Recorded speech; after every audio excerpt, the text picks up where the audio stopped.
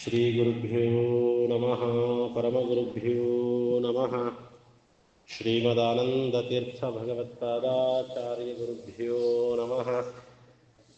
ಹರಿ ಓಂ. ಜಯತ್ಯಜೋಕ್ಷೀಣ ಸುಖಾತ್ಮಬಿಂಬಃ ಸ್ವೈಶ್ವರ್ಯಕಾಂತಿಸ್ಫುರದಿತಃ ಸದೋದಿತಃ ಸ್ವಭಕ್ತಸಂತಾಪದುರುಷ್ಟಹಂತ ರಾಮಾವತಾರೋ ಹರಿರೀಶಚಂದ್ರಮಾಃ.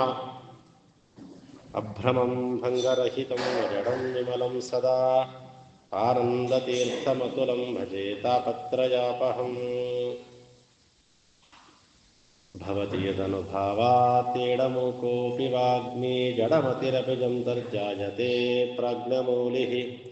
ಸಕಲವಚನಚೇತೋ ದೇವತಾ ಭಾರತೀ ಸಾ ಮಮ ವಚಸಿ ನಿಧತ್ತಾಂ ಸನ್ನಿಧಿಂ ಮಾನಸೇ ಚ. ನಮೋ ವಸ್ತಾತ್ವಿಕಾ ದೇವಾಃ ವಿಷ್ಣುಭಕ್ತಿಪರಾಯಣಾಃ ಧರ್ಮಮಾರ್ಗೇ ಪ್ರೇರಯಂತು ಭವಂತಃ ಸರ್ವದೇವ ಹಿ. ಚಿತ್ರೈಃ ಪದೇಶ್ಚ ಗಂಭೀರೈರ್ವಾಕ್ಯೈರ್ಮಾನೈರ್ಖಂಡಿತೈಃ ಗುರುಭಾವಂ ವ್ಯಂಜಯಂತಿ ಭಾತಿ ಶ್ರೀಜಗತೀರ್ಥವಾಕ್. ಅರ್ಥಿಕಲ್ಪಿತಕಲ್ಪೋऽಯಂ ಪ್ರತ್ಯರ್ಥಿಗಜಕೇಸರಿ ವ್ಯಾಸತೀರ್ಥಗುರುರ್ಭೂಜಾ ತಸ್ಮದಿಷ್ಟಾರ್ಥಸಿದ್ಧಯೇ. ತಪೋ ವಿದ್ಯಾವಿರಕ್ತ್ಯಾದಿ ಸದ್ಗುಣೌಘಾಕರಾನಹಂ ವಾದಿರಾಜಗುರುನ್ ವಂದೇ ಹಯಗ್ರೀವಪದಾಶ್ರಯಾನ್. ಪೂಜ್ಯಾಯ ರಾಘವೇಂದ್ರಾಯ ಸತ್ಯಧರ್ಮರತಾಯ ಚ ಭಜತಾಂ ಕಲ್ಪವೃಕ್ಷಾಯ ನಮತಾಂ ಕಾಮಧೇನವೇ. ಆಪಾದಮೌಳಿಪರ್ಯಂತಂ ಗುರುಣಾಮಾಕೃತಿಂ ಸ್ಮರೇತ್. ತೇನ ವಿಘ್ನಾಃ ಪ್ರಣಶ್ಯಂತಿ ಸಿದ್ಧ್ಯಂತಿ ಚ ಮನೋರಥಾಃ. ಪೃಥ್ವೀಮಂಡಲಮಧ್ಯಸ್ಥಾಃ ಪೂರ್ಣಬೋಧಮತಾನುಗಾಃ ವೈಷ್ಣವಾಃ ವಿಷ್ಣುಹೃದಯಾಃ ತಾನ್ನಮಸ್ಯೈ ಗುರೂನ್ ಮಮ. ಶ್ರೀಗುರುಭ್ಯೋ ನಮಃ. ಹರಿ ಓಂ. ಸ್ವಸ್ತಿಸ್ತು ಅಶೇಷಸನ್ಮಂಗಳಾನಿ ಭವಂತು. ವಾಮೇ ಭೂಮಿಸುತಾ ಪರಸ್ತು ಹನುಮಾನ್ ಪೃಷ್ಠೇ ಸುಮಿತ್ರಾಸುತಃ. ಶತ್ರುಘ್ನೋ ಭರತಶ್ಚ ಪಾರ್ಶ್ವದಲಯೋ ವಾಯುವ್ಯಕೋಣಾದಿಷು. ಸುಗ್ರೀವಶ್ಚ ವಿಭೀಷಣಶ್ಚ ಯುವರಾಟ್ ತಾರಾಸುತೋ ಜಾಂಬವಾನ್. ಮಧ್ಯೆ ನೀಲಸರೋಜಕೋಮಲರುಚಿಂ ರಾಮಂ ಭಜೆ ಶ್ಯಾಮಲಂ. ಪುರುಷ್ಮಕಾಂತ ಭಾಗದಲ್ಲಿ ಅತ್ಯಂತ ಮಂಗಳಕರವಾದಂತಹ ಬಹಳ ಆನಂದದಾಯಕವಾದಂತಹ ರಾಮನ ಮಹಿಮೆಯನ್ನು, ಅವನ ಕಥೆಯನ್ನು ಶ್ರವಣ ಮಾಡ್ತಾ, ಯಾವ ಮಂಥರೆಯ ಮಾತನ್ನು ಕೇಳಿಕೊಂಡು ಕೈಕೇಯಿಯ ಮಾತನ್ನು, ಅವನ ವರವನ್ನು ಕೇಳಿ ದಶರಥನ ಮುಖಾಂತರ ರಾಮನಿಗೆ ತಿಳಿಸಿ, ರಾಮಚಂದ್ರ, ಸೀತಾದೇವಿಯರು ಮತ್ತು ಲಕ್ಷ್ಮಣ ಮೂರೂ ಜನರು ಕೂಡ ಆ ವರಕ್ಕೆ ಅನುಗುಣವಾದ ರೀತಿಯಲ್ಲಿ ತಾವು ಕಾಡಿಗೆ ಪ್ರಯಾಣವನ್ನು ಮಾಡ್ತಾರೆ. ವನವಾಸಕ್ಕೆ ಪ್ರಯಾಣವನ್ನು ಮಾಡಿದ ಮೇಲೆ ಮಧ್ಯದಲ್ಲಿ ಸರಿಯೂ ನದಿ, ಗಂಗಾ ನದಿ ಎಲ್ಲವನ್ನ ದಾಟಿ ಭರದ್ವಾಜರ, ವಾಲ್ಮೀಕಿ ಋಷಿಗಳ, ಅನೇಕ ಋಷಿಗಳ ಆಶ್ರಮವನ್ನು, ಆತಿಥ್ಯವನ್ನು ಸ್ವೀಕಾರ ಮಾಡ್ತಾ ಹಲವು ವರ್ಷಗಳು ಅಲ್ಲಿ ಕಳೆದು ನಂತರದಲ್ಲಿ ಪಂಚವಟಿಗೆ ಬಂದಾಗ ಆ ಪಂಚವಟಿಯಲ್ಲೂ ಕೂಡ ಅನೇಕ ದಿವಸಗಳು ಜೀವನವನ್ನು ಕಳೀಬೇಕಾದಾಗ ಒಂದು ದಿನ ಲಕ್ಷ್ಮಣನಿಂದ ಸಾಂಬ ಅನ್ನುವಂತಹ ಶೂರ್ಪಣಖಿಯ ಮಗನ ಹತ್ಯೆಯಾಗತ್ತೆ. ಅದನ್ನು ತಿಳಿದು ತನ್ನ ಒಂದರ್ಥದಲ್ಲಿ ಅಣ್ಣ ತಮ್ಮಂದರಾಗಬೇಕು ಖರದೂಷಣರು, ಅವರನ್ನು ರಾಮನ ಮೇಲೆ ಯುದ್ಧಕ್ಕೆ ಕಳಿಸಿ ರಾಮನೂ ಕೂಡ ಆ ಖರದೂಷಣಾದಿಗಳನ್ನು ಸಂಹಾರ ಮಾಡಿ, ಅದಾದ ಮೇಲೆ ಅಕಂಪನ ಮತ್ತು ಶೂರ್ಪಣಖಿ ಅವರಿಬ್ಬರೂ ಕೂಡ ಹೋಗಿ ರಾವಣನ ಹತ್ತಿರ ಹೇಳ್ತಾರೆ, ಹೀಗೆಲ್ಲ ಪಂಚವಟಿಯಲ್ಲಿ ಹೀಗೆಲ್ಲ ಆಯಿತು ಅಂತ ಹೇಳ್ತಾರೆ. ಅದಾದ ಮೇಲೆ ಒಂದು ಮಾತು ಹೇಳ್ತಾಳೆ ಶೂರ್ಪಣಖಿ. ಏನು ಅಂತ ಹೇಳಿದ್ರೆ, ಯದ್ಯಸ್ತಿ ಪೌರುಷಂ ಕಿಂಚಿತ್ ತರ್ಹಿ ಸೀತಾಂ ಸಮಾನಯ ನೋ ಛೇದಧೋ ಮುಖಸ್ತಿಷ್ಠ ಯಥಾಸ್ತ್ರೀ ಗತಭರ್ತೃಕ. ರಾವಣ, ನಾನು ಹೇಳಿದ ಹಾಗೆ ನೀನು ಆ ರಾಮ ಲಕ್ಷ್ಮಣರನ್ನ ನಿಗ್ರಹ ಮಾಡಬೇಕು, ಆ ಸೀತಾದೇವಿಯನ್ನ ಕರ್ಕೊಂಡು ಬರಬೇಕು, ಅವಳು ಬಹಳ ದುಃಖವನ್ನ ಪಡಬೇಕು. ಹಾಗೆ ನೀನು ಮಾಡಿದ್ರೆ ಸರಿ, ಹಾಗೆ ನೀನು ಮಾಡಲಿಲ್ಲ ಅಂದ್ರೆ ನಿನ್ನನ್ನು ನಾನು ಪುರುಷ ಅಂತಲೇ ಕರೆಯೋದಿಲ್ಲ ಅಂತ, ಪುರುಷ ಅಂತಲೇ ತಿಳಿಯೋದಿಲ್ಲ ನಾನು. ನೀನು ನಿಜವಾಗಲೂ ಗಂಡಸೇ ಆಗಿದ್ರೆ ರಾಮ ಲಕ್ಷ್ಮಣರನ್ನ ನಿಗ್ರಹ ಮಾಡಬೇಕು, ಸೀತಾದೇವಿಯನ್ನ ಕರ್ಕೊಂಡು ಬರಬೇಕು, ಅವಳು ದುಃಖ ಪಡಬೇಕು, ಅವಳು ದುಃಖ ಪಡುವುದನ್ನು ನಾನು ನೋಡಬೇಕು ಅನ್ನೋದನ್ನ ಇಚ್ಛೆ ಪಡ್ತಾಳಂತೆ. ಅದಕ್ಕೆ ಅನುಗುಣವಾಗಿ ಆಗಲಿ ಅಂಥೇಳಿ ತನ್ನ ತಂಗಿಗೆ ಮಾತು ಕೊಡ್ತಾನೆ ರಾವಣ. ಮೊದಲು ತಾನೊಬ್ಬನೇ ಹೋಗೋದಕ್ಕಾಗೋದಿಲ್ಲ, ಏನಾದರೂ ಉಪಾಯ ಮಾಡಬೇಕು ಅಂತ ಹೇಳಿ ಮರೀಚನ ಹತ್ತಿರ ಹೋಗ್ತಾನೆ. ಮರೀಚನಿಗೆ ಹೇಳ್ತಾನೆ, ನಾನು ಹೇಳಿದ ಕೆಲಸ ಮಾಡಬೇಕು ನೀನು. ಏನು ಕೆಲಸ ಅಂದರೆ, ನಾನೊಂದು ಪ್ಲ್ಯಾನ್ ಮಾಡ್ಕೊಂಡಿದ್ದೀನಿ. ನೀನು ಮಾಯಾಮೃಗವಾಗಿ ಜಿಂಕೆಯ ವೇಷವನ್ನು, ಬಂಗಾರದ ಜಿಂಕೆಯ ವೇಷವನ್ನು ತೊಟ್ಟು ಸೀತಾದೇವಿಯ ಸುತ್ತಮುತ್ತ ಓಡಾಡ್ತಾ ಇರು. ಎಂಥವರಿಗೂ ಕೂಡ ಜಿಂಕೆ ಅಂದ ಕೂಡಲೇ ಬಹಳ ಪ್ರೀತಿ, ಬಹಳ ಸಂತೋಷ, ಅದನ್ನು ಮುಟ್ಟಬೇಕು, ನೋಡಬೇಕು, ಅದರ ಜೊತೆ ಆಟ ಆಡಬೇಕು ಅನಿಸತ್ತೆ. ಸೀತಾದೇವಿಗೂ ಅನಿಸತ್ತೆ. ಆ ಸೀತಾ ಅದನ್ನು ನೋಡಿದ ಕೂಡಲೇ ಅದನ್ನು ಬೇಕು ಅಂತ ಹಠ ಮಾಡುವಂತೆ ನೀನು ಅವಳನ್ನು ಆಕರ್ಷಿಸು. ಅದನ್ನು ನೋಡಿ ರಾಮ ಬರ್ತಾನೆ. ರಾಮ ಬಂದಾಗ ಹೀಗೆಲ್ಲ ಯೋಚನೆಗಳನ್ನು ಮಾಡಿ, ನಾನು ಹೇಗಾದರೂ ಮಾಡಿ ಕಪಟದಿಂದ, ಮೋಸದಿಂದ ನಾನು ಸೀತಾ ಅಪಹರಣ ಮಾಡ್ತೀನಿ ಅಂತ ಇಷ್ಟು ಮಾರೀಚನಿಗೆ ಈ ಉಪಾಯವನ್ನು ಹೇಳ್ತಾನೆ. ಅದಕ್ಕೆ ಮಾರೀಚ ಹೇಳ್ತಾನೆ, ರಾಮಾಖ್ಯಯ ರಥಂ ರತ್ನಂ ರಜತಂ ರುಕ್ಮಭೂಷಿತಂ ಶ್ರುತ್ವಾಹಂ ರಾಧಿ ಯತ್ಕಿಂಚಿತ್ ರಾಮಂ ಮತ್ವಾ ವಿಭೇಮ್ಯಹಂ. ನೀನು ಯಾರ ಬಗ್ಗೆ ಮಾತನಾಡ್ತಿದ್ಯಾ ಗೊತ್ತಿದೆಯಾ ನಿನಗೆ ಅಂತ ಕೇಳ್ತಾರಂತೆ. ರಾಮನ ಬಗ್ಗೆ ಮಾತನಾಡ್ತಿದ್ಯಾ? ನಿನಗೆ ಪರಿಚಯ ಇಲ್ಲ ರಾಮನ ಬಗ್ಗೆ, ನನಗೆ ಪರಿಚಯ ಇದೆ, ಹೇಳ್ತೀನಿ.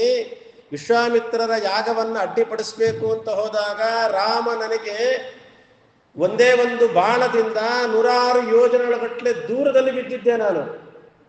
ಆ ಭಯ ಇವತ್ತಿಗೂ ನನ್ನ ಮನಸ್ಸಲ್ಲಿ ಹಾಗೆ ಅಡಗಿಬಿಟ್ಟಿದೆ. ಆ ನೋವು ಇವತ್ತಿಗೂ ನನಗೆ ಹಾಗೇ ಇದೆ ನನಗೆ. ಹಾಗಾಗಿ ನಿನಗೆ ಪರಿಚಯ ಇಲ್ಲದೇ ಇರಬಹುದು, ಆದರೆ ರಾಮನ ಬಗ್ಗೆ ನನಗೆ ಗೊತ್ತು. ಎಷ್ಟು ನನಗೆ ರಾಮನ ಕಂಡ್ರೆ ಭಯ ಅಂದರೆ, ರಾ ಅಂತ ಶುರುವಾಗೋ ಅಕ್ಷರಗಳ ಕಂಡ್ರೆ ಭಯ, ಪದಗಳ ಕಂಡ್ರೆ ಭಯ ಅಂತೆ. ರಾ ಅಂದಮೇಲೆ ಮುಂದೆ ಮಾ ಅಂದ್ಬಿಟ್ರೆ, ಅದಕ್ಕೆ ಹೇಳ್ತಾರೆ ರಾಮಾಖ್ಯಯ ರಥಂ ರತ್ನಂ ರಜತಂ ರುಕ್ಮಭೂಷಿತಂ.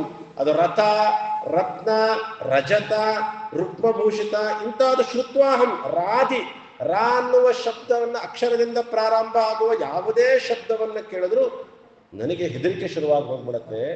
ಅಂಥ ಪರಿ ರಾಮನ ಬಲ ಸಾಮಾನ್ಯವಾದ ಬಲ ಅನ್ಕೊಳ್ಬೇಡ. ನಿನ್ನಂಥವ್ರನ್ನ ನನ್ನಂಥವ್ರನ್ನ ನುಂದು ಬಿಸಾಕ್ಬಿಡ್ತಾನೆ ರಾಮಚಂದ್ರ, ಅವನ ತಂಟೆಗೆ ಹೋಗಬೇಡ ಅಂತ ಬುದ್ಧಿ ಹೇಳ್ತಾನೆ.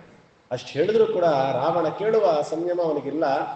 ನೀನೇನಾದ್ರೂ ನಾನು ಹೇಳ್ದ ಹಂಗೆ ಕೇಳಲಿಲ್ಲ ಅಂದ್ರೆ ನೀನನ್ನು ಕೊಂದು ಹಾಕ್ಬಿಡ್ತೀನಿ ಅಂತ ಹೇಳ್ತಾನೆ. ಮಾರೀಚ ಅನ್ಕೊಳ್ತಾನೆ,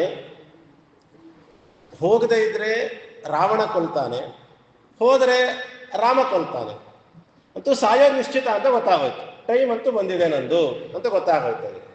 ಸಾಯೋದು ಸಾಯ್ತೀನಿ, ರಾವಣನ ಕೈಲಿ ಯಾಕೆ ಸಾಯಲಿ, ರಾಮನ ಕೈಲ ಸಾಯೋಣ ಬಿಡು.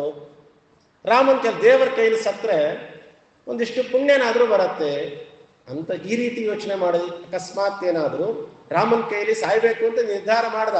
ಆದ್ರೆ ಈ ರೀತಿ ಯೋಚನೆ ಮಾಡದ್ನ.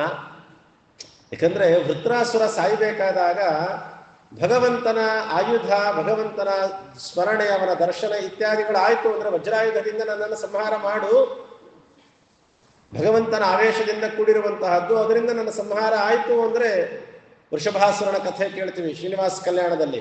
ಇವರೆಲ್ಲರೂ ಕೂಡ ಹೇಳಬೇಕಾದಾಗ ನನಗೆ ಮುಕ್ತಿ ಆಗತ್ತೆ, ದೇವರ ಕೈಯಲ್ಲಿ ಸಾಯೋದ್ರಿಂದ ಅನ್ನುವ ಎಚ್ಚರ ಅವರಲ್ಲಿತ್ತು. ಅದೇ ರೀತಿ ಮಾರೀಚನು ಹೇಳಿದನ ಅಂದ್ರೆ ತಾತ್ಪರ್ಯಗಳಿಗೆಲ್ಲ ಆಚಾರ್ಯರು ಹೇಳ್ತಾರೆ, ಹಾಗೆ ಹೇಳಿಲ್ಲ ಅವನು.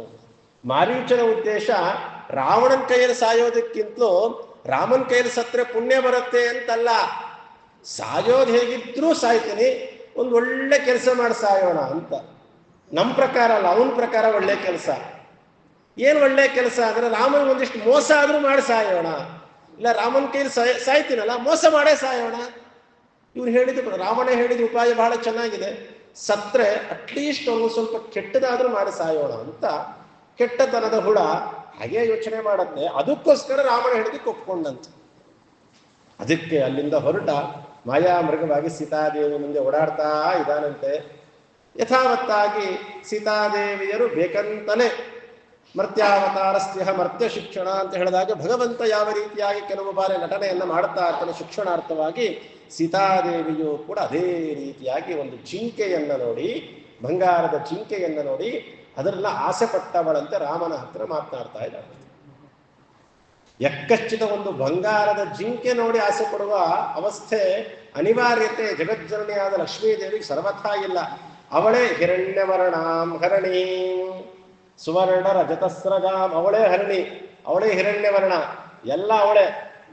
ಅಂಥದ್ದು ಈ ಸಾಮಾನ್ಯವಾದ ಯಕ್ಕಶ್ಚಿತ್ತಾದ ಒಂದು ಜಿಂಕೆಯನ್ನು ನೋಡಿ ಆಸೆ ಪಡುವ ಅನಿವಾರ್ಯತೆ ಆಗಲಿ ಯಾವುದು ನಮ್ಮಮ್ಮನಿಗಿಲ್ಲ. ಆದರೂ ಕೂಡ ಮುಂದಿನ ಕಾರ್ಯಗಳೆಲ್ಲ ನಡೀಬೇಕಾಗಿದೆ ಅನ್ನೋ ಕಾರಣಕ್ಕೋಸ್ಕರ ಅದನ್ನು ನೋಡಿ ರಾಮನಿಗೆ ಹೇಳ್ತಾಳಂತೆ, ರಾಮಚಂದ್ರ ಸ್ವಾಮಿ ನನಗೆ ಅದನ್ನು ಕಂಡ್ರೆ ಬಹಳ ಇಷ್ಟ, ಅದನ್ನು ಕಂಡ್ರೆ ಬಹಳ ಪ್ರೀತಿ ಉಂಟಾಗಿದೆ ನನಗೆ, ಹೇಗಾದ್ರೂ ಮಾಡಿ ಅದು ನನಗೆ ಬೇಕೇ ಬೇಕು ಅಂತ ಹೇಳ್ತಾಳಂತೆ. ಅದನ್ನು ತಗೊಂಡು ಏನು ಮಾಡ್ತೀಯಮ್ಮ ಅಂತ ಗಂಡ, ಇಲ್ಲ ಇಲ್ಲ ಬೇಕೇ ಬೇಕು ಅಂತ ಹೆಂಡತಿ. ನಾನು ಊರಿಗೆ ಹೋಗಿ 14 ವರ್ಷ ಎಲ್ಲ ಮುಗಿಸ್ಕೊಂಡು ನಮ್ಮ ಊರಿಗೆ ಹೋದಾಗ, ಎಲ್ಲಿಂದನಾದ್ರೂ ಹೋದಾಗ ಮನೆಗೆ ಬರೀ ಕೈಲಿ ಹೋಗ್ಬಾರ್ದು, ಏನಾದ್ರೂ ವಿಶೇಷ ವಸ್ತುಗಳನ್ನು ತಗೊಂಡು ಹೋಗ್ಬೇಕು ಅಂತ ಹೇಳ್ತಾರೆ. ಹಾಗಾಗಿ ನಾನು ವನವಾಸದಿಂದ ಬರಬೇಕಾದ್ರೆ ಏನಾದ್ರೂ ತಂದ್ಯಾ ಅಂತ ಯಾರಾದ್ರೂ ಕೇಳಿದ್ರೆ ಈ ಜಿಂಕೆಯನ್ನು ತೋರಿಸಿದ್ರೆ ಇದನ್ನು ನೋಡಿ ಮೋಹ ಮಾಡದೇ ಇರೋರೇ ಇಲ್ಲ. ನನಗೆ ಮೋಹ ಉಂಟಾಗ್ತಿದೆ ಅಂದ್ರೆ ಎಲ್ಲರೂ ಮೋಹಕ್ಕೆ ಒಳಗಾಗ್ತಾರೆ, ಅಷ್ಟು ಇಷ್ಟಪಡ್ತಾರೆ. ಎಂಥ ಅಪರೂಪದ ವಸ್ತು ತಗೊಂಡು ಬಂದಿದ್ಯಾ ಅಂತ ಸಂತೋಷ ಪಡ್ತಾರೆ. ಅದಕ್ಕಾಗಿ ತಗೊಂಡು ಬರ್ತೀನಿ, ತಗೊಂಡು ಬಂದ್ರೆ ನಾನು ಅದನ್ನು ತಗೊಂಡು ಹೋಗ್ತೀನಿ ಅಂತ. ಇಷ್ಟರ ಮಟ್ಟಿಗೆ ಹೇಳ್ತಾಳೆ ಸೀತೆ ಅಂತಂದ್ರೆ, ಕಡೆಗೆ ಅದು ಜೀವಂತವಾಗಿ ಸಿಗದೆ ಇದ್ರು ಕೂಡ ಅದ್ರ ಚರ್ಮನಾದ್ರೂ ತಗೊಂಡು ಬರ್ರಿ, ಅದನ್ನಾದ್ರೂ ತೋರಿಸ್ತೀನಿ ಊರಿಗೆ ಹೋದಾಗ ಅಂತ.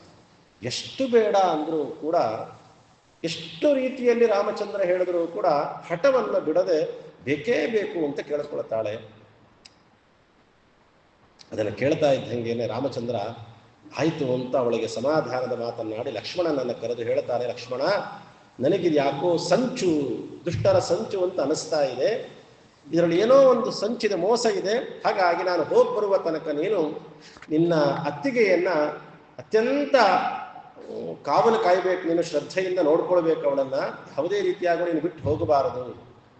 ನನ್ನ ಹೆಂಡತಿಯನ್ನ ನಿನ್ನ ಹತ್ರ ಅಡಗಿಟ್ಟು ಹೋಗ್ತಾ ಇದ್ದೀನಿ ಅಂತ ತಿಳ್ಕೋಬೇಕಾದ್ರೆ, ಅಡಗಿಟ್ಟ ವಸ್ತುವನ್ನ ಮತ್ತೆ ಪುನಃ ಕೊಡಬೇಕಾದದ್ದು ಇಟ್ಟಿಸ್ಕೊಂಡಿರೋರು, ಯಾರು ಇಸ್ಕೊಂಡಿರ್ತಾರೋ ಅವ್ರ ಜವಾಬ್ದಾರಿ. ಹಾಗೆ ಲಕ್ಷ್ಮಣ ನನ್ನ ಹೆಂಡತಿ ಜವಾಬ್ದಾರಿ ನಿನ್ನ ಕೈಲಿ ಕೊಟ್ಟು ಹೋಗ್ತಾ ಇದ್ದೀನಿ ಅಂತ ಹೇಳ್ತಾನೆ. ಹಾಗಲಿ ಅಂಥೇಳಿ ಲಕ್ಷ್ಮಣನು ಕೂಡ ಹಗಲಿರುಳು ನಿದ್ರೆಯನ್ನ ಬಿಟ್ಟು ರಾಮಲಕ್ಷ್ಮಣರ ಸೇವೆ, ಯಾವ ಸೀತಾದೇವಿ ರಾಮದೇವರ ಸೇವೆ ಮಾಡ್ತಾ ಇದ್ದವನು, ಆಗಲಿ ಅಣ್ಣ ಆಜ್ಞಾ ಅಂತ ಕುತ್ಕೊಂಡ. ರಾಮದೇವರು ಅಲ್ಲಿಂದ ಹೊರಟರು. ರಾಮಬಾಣೇನ ಭಿನ್ನಾಂಗ ಶಬ್ದಂ ದೀರ್ಘಂ ಚಕಾರ ಸಹ, ಅಲ್ಲಿ ಇಲ್ಲಿ ಸುಮಾರು ಹೊತ್ತು ಓಡಾಡಿಸ್ತು. ರಾಮನು ಅದರಿಂದ ಓಡಾಡಿದ. ಕಡೆಗೆ ಇನ್ನು ಇದು ಸಿಗಲ್ಲ ಅನ್ನೋದು ಗೊತ್ತಾದ ತಕ್ಷಣವೇ ಅದನ್ನು ಹೇಗಾದ್ರೂ ಮಾಡಿ ಚರ್ಮನಾದ್ರೂ ತಗೊಂಡು ಬರಬೇಕು ಅಂತ ಹೇಳಿರ್ತಾಳಲ್ಲ, ಹಾಗಾಗಿ ಅದಕ್ಕೆ ಬಾಣ ಪ್ರಯೋಗ ಮಾಡೋಣ ಅಂತ ಹೇಳಿ ರಾಮಚಂದ್ರ ಬಾಣವನ್ನ ಬಿಟ್ಟು ಆ ಜಿಂಕೆಯನ್ನ ಸಾಯಿಸ್ತಾನೆ. ಇನ್ನೇನು ಸಾಯ್ಬೇಕಾದಾಗ ಅದಕ್ಕೆ ಗೊತ್ತಿತ್ತಲ್ಲ, ಹೇಗಿದ್ರು ಸಾಯ್ತೀನಿ ಅನ್ನೋದು ಗೊತ್ತಿತ್ತು. ಏನು ಮಾಡ್ತಾ ಗೊತ್ತಾ, ಅದು ರಾಮನ ಧ್ವನಿಯಲ್ಲಿ ಅನುಕರಣೆಯನ್ನ ಮಾಡ್ತಾ ಹಾ ಸೀತಾ ಹಾ ಲಕ್ಷ್ಮಣ ಅಂತ ಹೇಳಿ ಪ್ರಾಣ ಬಿಟ್ಟ. ಸಾಯುವ ಕಾಲಕ್ಕೂ ಕೆಟ್ಟದ್ದನ್ನೇ ಮಾಡಿ ಸಾಯಬೇಕು ಅನ್ನುವ ಬುದ್ಧಿ. ಹಾ ಸೀತಾ ಹಾ ಸೌಮಿತ್ರೇ ಸಮಾಗಚ್ಚ ಹಾ ಹತೋಸ್ಮೃತ್ಯ ಕಾನನೆ, ಅಯ್ಯಯ್ಯೋ ಅಯ್ಯೋ ಅನ್ಕೊಂಡು ಹಾ ಸೀತಾ ಹಾ ಲಕ್ಷ್ಮಣ ಅನ್ಕೊಂಡೆ ಪ್ರಾಣ ಬಿಟ್ಟ. ಇದು ಸೀತಾದೇವಿ ಕಿವಿಗೆ ಬಿತ್ತು. ಸೀತಾದೇವಿ ಹೇಳ್ತಾಳೆ, ಲಕ್ಷ್ಮಣ ದಯಮಾಡಿ ಹೊರಡು, ರಾಮನಿಗೇನೋ ಆಗಿದೆ, ನನ್ನ ಸ್ವಾಮಿಗೇನೋ ಆಗಿದೆ, ದಯಮಾಡಿ ಹೊರಡು, ಅವರನ್ನ ಅತ್ಯಂತ ಜಾಗೃತೆಯಿಂದ ಕರ್ಕೊಂಡು ಬಾ ನೀನು ಅಂತ ಹೇಳಿ ಎಷ್ಟು ಬಲವಂತ ಮಾಡ್ತಾಳೆ. ಲಕ್ಷ್ಮಣ ಹೇಳ್ತಾನಂತೆ, ಅಮ್ಮ ಬೇಡ, ನನ್ನ ರಾಮನನ್ನ ನನ್ನ ಅಣ್ಣನನ್ನ ಯಾರು ಏನೂ ಮಾಡ್ಲಿಕ್ಕಾಗೋದಿಲ್ಲ, ದೇವತೆಗಳು ರಾಮನನ್ನ ಏನೂ ಮಾಡ್ಲಿಕ್ಕಾಗೋದಿಲ್ಲ ಅಂತ ಇರಬೇಕಾದಾಗ ಯಾವ ಒಂದು ಜಿಂಕೆ ಯಾವ ಒಬ್ಬ ದೈತ್ಯ ಏನೂ ಮಾಡ್ಲಿಕ್ಕೆ ಆಗೋದೇ ಇಲ್ಲ, ದಯಮಾಡಿ ನೀನು ಹೆದರ್ಕೊಳ್ಬೇಡ, ನಾನು ಎಲ್ಲಿಗೂ ಹೋಗಲ್ಲ, ನಾನು ಇಲ್ಲೇ ಇರ್ತೀನಿ, ಸುರಕ್ಷಿತವಾಗಿ ಅಣ್ಣ ಬರ್ತಾನೆ ಅಂತ ಹೇಳ್ತಾನೆ. ಎಷ್ಟು ಹೇಳಿದ್ರು ಕೂಡ ಹೋಗ್ತಿಲ್ವಲ್ಲ ಲಕ್ಷ್ಮಣ, ನಿನ್ನ ಸಂಚು ನನಗೆ ಗೊತ್ತಾಯ್ತು ಅನ್ನೋ ಒಂದು ಭಾರೀ ಮಾತನ್ನ ಆಡ್ಬಿಡ್ತಾಳೆ ಸೀತಾದೇವಿ. ಏನು ಅಂದ್ರೆ ಏನು ಹೇಳ್ತಾಳೆ ಅಂದ್ರೆ, ನೀನ್ ಯಾಕೆ ನನ್ನ ಜೊತೆಗೆ ಬಂದಿದ್ಯಾ ಅಂತ ನನಗೆ ಗೊತ್ತಾಯ್ತು, ನೀನು ಹೆಂಡತಿಯನ್ನ ಬಿಟ್ಟು ಬಂದಿದ್ದೀಯಾ, ರಾಮ ಇಲ್ಲದೆ ಇರುವ ಸಮಯದಲ್ಲಿ ನನ್ನನ್ನ ನಿನ್ನವಳನ್ನಾಗಿ ಮಾಡ್ಕೊಳ್ಬೇಕು ಅನ್ನೋ ಬುದ್ಧಿಯನ್ನ ಇಟ್ಕೊಂಡು ನೀನು ನನ್ನ ಹತ್ರ ಬಂದಿದ್ಯಾ. ಯಾವಾಗ ಈ ಮಾತನ್ನ ಆಡ್ಬಿಟ್ಲೋ ಸೀತಾದೇವಿ, ತನ್ನ ಸ್ವಾಭಿಮಾನಕ್ಕೆ ಧಕ್ಕೆ ಬಂತು. ಲಕ್ಷ್ಮಣ ಸೀತಾದೇವಿಯಲ್ಲಿ ಸುಮಿತ್ರೆಯನ್ನ ಕಾಣ್ತಾ ಇರ್ತಾನೆ. ಯಾವಾಗ ಈ ಮಾತನ್ನ ಹೇಳಿದ ತಕ್ಷಣವೇ ಇನ್ನು ನಾನು ಇಲ್ಲಿರೋದಿಲ್ಲ, ನಿನಗೆ ಅಷ್ಟು ಅನುಮಾನವ, ನಾನು ಹೊರಟು ಬಿಡ್ತೀನಿ ಅಂತ ಹೇಳಿ ತಕ್ಷಣವೇ ಇತ್ಯುಕ್ತ ಧನುಷಕೋಟ್ಯ ಕೃತ್ವ ರೇಖಾಂ ಸಮಂತತಃ ಬಾಹ್ಯದೇಶೆ ಪಂಚವಟ್ಯ ಸೌಮಿತ್ರಿ ಪರಿಘೋಪಮಾಂ. ತಕ್ಷಣ ಆ ಪಂಚವಟಿ ಸುತ್ತಲೂ ಕೂಡ ತನ್ನ ಧನುಸ್ಸನ್ನ ತಗೊಂಡು, ಬಾಣವನ್ನ ತಗೊಂಡು ಒಂದು ವೃತ್ತಾಕಾರದ ಒಂದು ರೇಖೆಯನ್ನ ಎಳೀತಾನೆ. ಇದು ಬೇರೆ ಪುರಾಣದಲ್ಲಿ ಬಂದಿಲ್ಲ. ಆನಂದದಲ್ಲಿ ಕೆಲವು ಪುರಾಣಗಳಲ್ಲಿ ಹೇಳ್ತಾರೆ, ಆನಂದ ರಾಮಾಯಣದಲ್ಲಿ ವಿಶೇಷವಾಗಿ ಹೇಳ್ತಾರೆ, ಈ ರೇಖೆಯನ್ನು ಅಪ್ಪಿ ತಪ್ಪಿಯೂ ಕೂಡ ನೀನು ದಾಟಿ ಬರಬಾರದು ಅಂತ. ವಾಕ್ಯದೇಶೆ ಪಂಚವಟ್ಯಾಂ ಸೌಮಿತ್ರಿ ಪರಿಘೋಪಮಾಂ ನತ್ವಾ ಸೀತಾಂ ತತಸ್ತಾಷ್ಟಿಂ ಯಯೋ ರಾಮತರಾತ್ವರಾನ್ವಿತಃ. ಸೀತಾದೇವಿಗೆ ಹೇಳ್ತಾನೆ, ದಯಮಾಡಿ ಈ ರೇಖೆಯನ್ನು ದಾಟಿ ಬರುವಂತಿಲ್ಲ ನೀವು ಅಂತ ಹೇಳಿ, ಇದು ನನ್ನ ಪ್ರಾರ್ಥನೆ ಅಂತ ಕೇಳ್ಕೊಳ್ತಾನೆ. ಅದನ್ನೇ ಇವತ್ತು ನಾವು ಲಕ್ಷ್ಮಣ ರೇಖೆ ಅಂತ ಕರಿತಿರ್ತೀವಲ್ಲ, ಈ ರೀತಿಯಾಗಿ ಲಕ್ಷ್ಮಣ ದೇವರ ರೇಖೆಯನ್ನು ಎಳೆದು ಹೋಗ್ತಾರಂತೆ. ಹುಡುಕಿ ಹೊರಟಾಗ ಇವರು ಈ ಕಡೆ ಬರ್ತಾ ಇರ್ತಾರೆ. ಅದೇ ಸಮಯಕ್ಕೆ ಸರಿಯಾಗಿ ತದಾ ಭಿಕ್ಷು ಪುನಃ ಪ್ರಾಯ ಸೀತಾ ಪಂಕಜ ಲೋಚನ ನ ಅಂಗೀಕರಣಂ ಎಂತೆರಳ ಭಿಕ್ಷಾಮೇತಾಂ ತಯಾರ್ಪಿತ. ಅದೇ ಸಮಯಕ್ಕೆ ದುಷ್ಟನಾದಂತಹ ರಾವಣ ಮಾಯಾ ಭಿಕ್ಷು ಸನ್ಯಾಸಿಯ ವೇಷವನ್ನ, ಕಪಟ ಸನ್ಯಾಸಿಯ ವೇಷವನ್ನ ಧಾರಣೆ ಮಾಡಿಕೊಂಡು ಭಿಕ್ಷಾ ಕೇಳಲಿಕ್ಕೆ ಬರ್ತಾನೆ. ಭಿಕ್ಷೆ ಹಾಕ್ಲಿಕ್ಕೆ ಅಂತ ಬಂದು ಹೊರಗಡೆಯಿಂದಲೇ ಹಾಗೆ ಭಿಕ್ಷೆ ಹಾಕ್ಲಿಕ್ಕೆ ಹೋಗ್ತಾಳೆ. ಇಂಥ ಭಿಕ್ಷೆಯನ್ನು ನಾನು ಸ್ವೀಕಾರ ಮಾಡೋದಿಲ್ಲ ಅಂತ ಹೇಳ್ತಾನೆ. ಮತ್ತೇನ್ ಮಾಡಬೇಕು? ತದ್ ಭಿಕ್ಷು ವಚನಂ ಶ್ರುತ್ವ ತರ್ಹಿ ರೇಖಾಂ ಸಮುಲ್ಲಂಘ್ಯ ಮಾಂ ಭಿಕ್ಷಾಂ ದಾತುಮರ್ಹಸಿ. ಆ ರೇಖೆಯನ್ನ ದಾಟಿಯೇ ನೀನು ಭಿಕ್ಷೆ ಹಾಕ್ಬೇಕಿಲ್ಲ ಅಂದ್ರೆ ನಾನು ಸ್ವೀಕಾರ ಮಾಡಲ್ಲ ಅಂತ ಹೇಳ್ತಾನೆ ನಾನು. ಆಗ ಅವಳನ್ನ ಕೇಳಿ ಅದನ್ನು ಮಾಡೋಳು ಏನ್ ಮಾಡ್ತಾಳೆ ಅಂತಂದ್ರೆ, ರೇಖಾ ಬಹಿ ಸವ್ಯಪಾದಂ ದತ್ವ ದೀರ್ಘಲ ಸತ್ಕರ, ಒಂದು ಕಾಲನ್ನ ಒಳಗಿಟ್ಟು ತನ್ನ ಎಡಗಾಲನ್ನ ಆಚೆ ಇಟ್ಟು ಹಾಗೆ ಭಿಕ್ಷೆ ಹಾಕ್ಲಿಕ್ಕೆ ಅಂತ ಹೋಗ್ತಾಳೆ. ಅಷ್ಟು ಆಚೆ ಬಂದ್ರೆ ಸಾಕಾಗಿತ್ತು ಅವನಿಗೆ. ಅಷ್ಟು ಆಚೆ ಬಂದದ್ದನ್ನು ನೋಡಿ ತಥೋ ದಶಸ್ಯಸ್ತಾಂ ಧೃತ್ವ ಭಿಕ್ಷು ರೂಪಂ ವಿಸೃಜ್ಯತ. ತಕ್ಷಣ ಕಪಟ ಸನ್ಯಾಸಿ ವೇಷವನ್ನು ತ್ಯಾಗ ಮಾಡಿ ನಿಜವಾದ ರಾವಣನ ವೇಷದಿಂದ ಹಿಡಿದು ಆ ಸೀತಾದೇವಿಯನ್ನು ಎಳೆದು ಆಚೆಯನ್ನು ಕರ್ಕೊಂಡು ಬಂದು ಅಪಹರಣ ಮಾಡೇ ಬಿಟ್ಟ ಅಂತ. ಸಾಮಾನ್ಯವಾಗಿ ನಾವು ಇಷ್ಟು ಕಥೆಯನ್ನ ಕೇಳ್ತೀವಿ ನಾವು. ಇದರಲ್ಲಿ ನಿಜವಾಗಲೂ ಸೀತಾದೇವಿಯನ್ನೇ ಅವನು ಅಪಹರಣ ಮಾಡಿದ್ದು ಅಂತ ತಿಳಿಯಬಾರದು. ಈ ಸಂದರ್ಭದಲ್ಲಿ ಶ್ರೀಮದ್ ಆಚಾರ್ಯರು ನಿರ್ಣಯವನ್ನ ಕೊಡ್ತಾರೆ. ಅವರಿಗನಿಸಿದ್ದು ಮಾತ್ರ ಅಲ್ಲ, ವಾಲ್ಮೀಕಿ ಋಷಿಗಳು ಅರಣ್ಯಕಾಂಡದಲ್ಲಿ ಹೇಳಿರಬಹುದು, ವೇದವ್ಯಾಸರು ಅನೇಕ ಪುರಾಣಗಳಲ್ಲಿ ಬಂದ ವಿಚಾರ ಮತ್ತು ಆನಂದ ರಾಮಾಯಣದಲ್ಲೂ ಕೂಡ ಬಂದಂತಹ ವಿಚಾರ. ಪ್ರಾರಂಭದಲ್ಲಿ ಅದನ್ನು ಹೇಳಿದ್ದೆ. ಸೀತಾದೇವಿಯರು, ರಾಮಲಕ್ಷ್ಮಣರು ಎಲ್ಲರೂ ಕೂಡ ಈ ವಿಚಾರವನ್ನು ಮುಂಚೆಯೇ ಮಾತನಾಡಿಕೊಂಡಿರ್ತಾರೆ.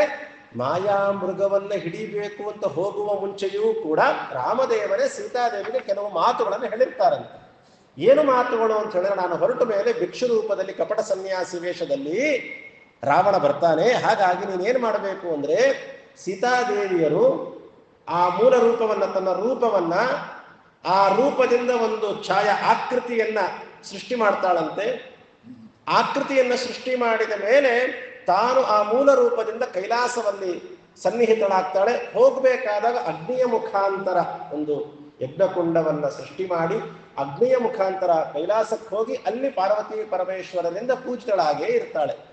ಇಲ್ಲಿ ಸೀತಾಕೃತಿ ಇದೆ. ಆ ಸೀತಾಕೃತಿಗೆ ಚಲನವಲನಗಳೆಲ್ಲ ಆಗಬೇಕಲ್ಲ, ಜೀವ ತುಂಬಬೇಕಲ್ಲ ಅನ್ನೋ ಕಾರಣಕ್ಕೆ ಇಂದ್ರದೇವರು ಪ್ರವೇಶ ಮಾಡ್ತಾರೆ. ಇಂದ್ರದೇವರು ಅದರಲ್ಲಿ ಪ್ರವೇಶ ಮಾಡಿ, ಇಂದ್ರಿಯಾಭಿಮಾನಿ ದೇವತೆಗಳೆಲ್ಲ ತತ್ವಾಭಿಮಾನಿ ದೇವತೆಗಳಿಗೆ ಮುಖ್ಯ ಇಂದ್ರದೇವರು. ಹಾಗಾಗಿ ಆ ಇಂದ್ರದೇವರು ಪ್ರವೇಶ ಮಾಡ್ತಾರೆ. ಅದಾದ ಮೇಲೆ ಜೊತೆಯಲ್ಲಿ ವೇದವತಿ ಎನ್ನುವಂತಹವಳು ಕೂಡ ದೇವ್ಯಾ ಅನ್ನುವ ಶಬ್ದ ಇಡ್ತಾರೆ ಆಚಾರ್ಯರು. ವೇದವತಿಯು ಕೂಡ ಅದರಲ್ಲಿ ಪ್ರವೇಶ ಮಾಡ್ತಾಳೆ. ಯಾಕೆ ಅಂದ್ರೆ ವೇದವತಿ ಹೇಳಿರ್ತಾಳೆ ಏನು ಅಂತ ಹೇಳಿದ್ರೆ, ನಾನೇ ನಿನ್ನ ಸಾವಿಗೆ ಕಾರಣಳಾಗ್ತೇನೆ ಅಂತ ಹಿಂದಿನ ಒಂದು ಕಥೆ ಹೇಳಿರ್ತಾಳೆ. ಅದಕ್ಕೆ ವೇದವತಿ ಸೇರ್ಕೊಳ್ತಾಳೆ. ಇನ್ನು ಮೂಲ ರೂಪದ ಸೀತಾದೇವಿಯು ಕೂಡ ಒಂದಂಶವನ್ನ ಅಲ್ಲಿ ಆ ಆಕೃತಿಯಲ್ಲಿ ಇಟ್ಟಿರ್ತಾರೆ. ಇಂದ್ರದೇವರು ಪ್ರವೇಶ ಮಾಡಲಿಕ್ಕೆ ದೇಹದ ಚಲನವಲನಗಳ ಕಾರಣ, ಅದಕ್ಕೋಸ್ಕರ ಹೋಗುದು. ವೇದವತಿ ಹಿಂದಿನ ಮಾತನ್ನು ಉಳಿಸುವ ಸಲುವಾಗಿ ಸೀತಾಕೃತಿಯಲ್ಲಿ ಪ್ರವೇಶ ಮಾಡಿದರು.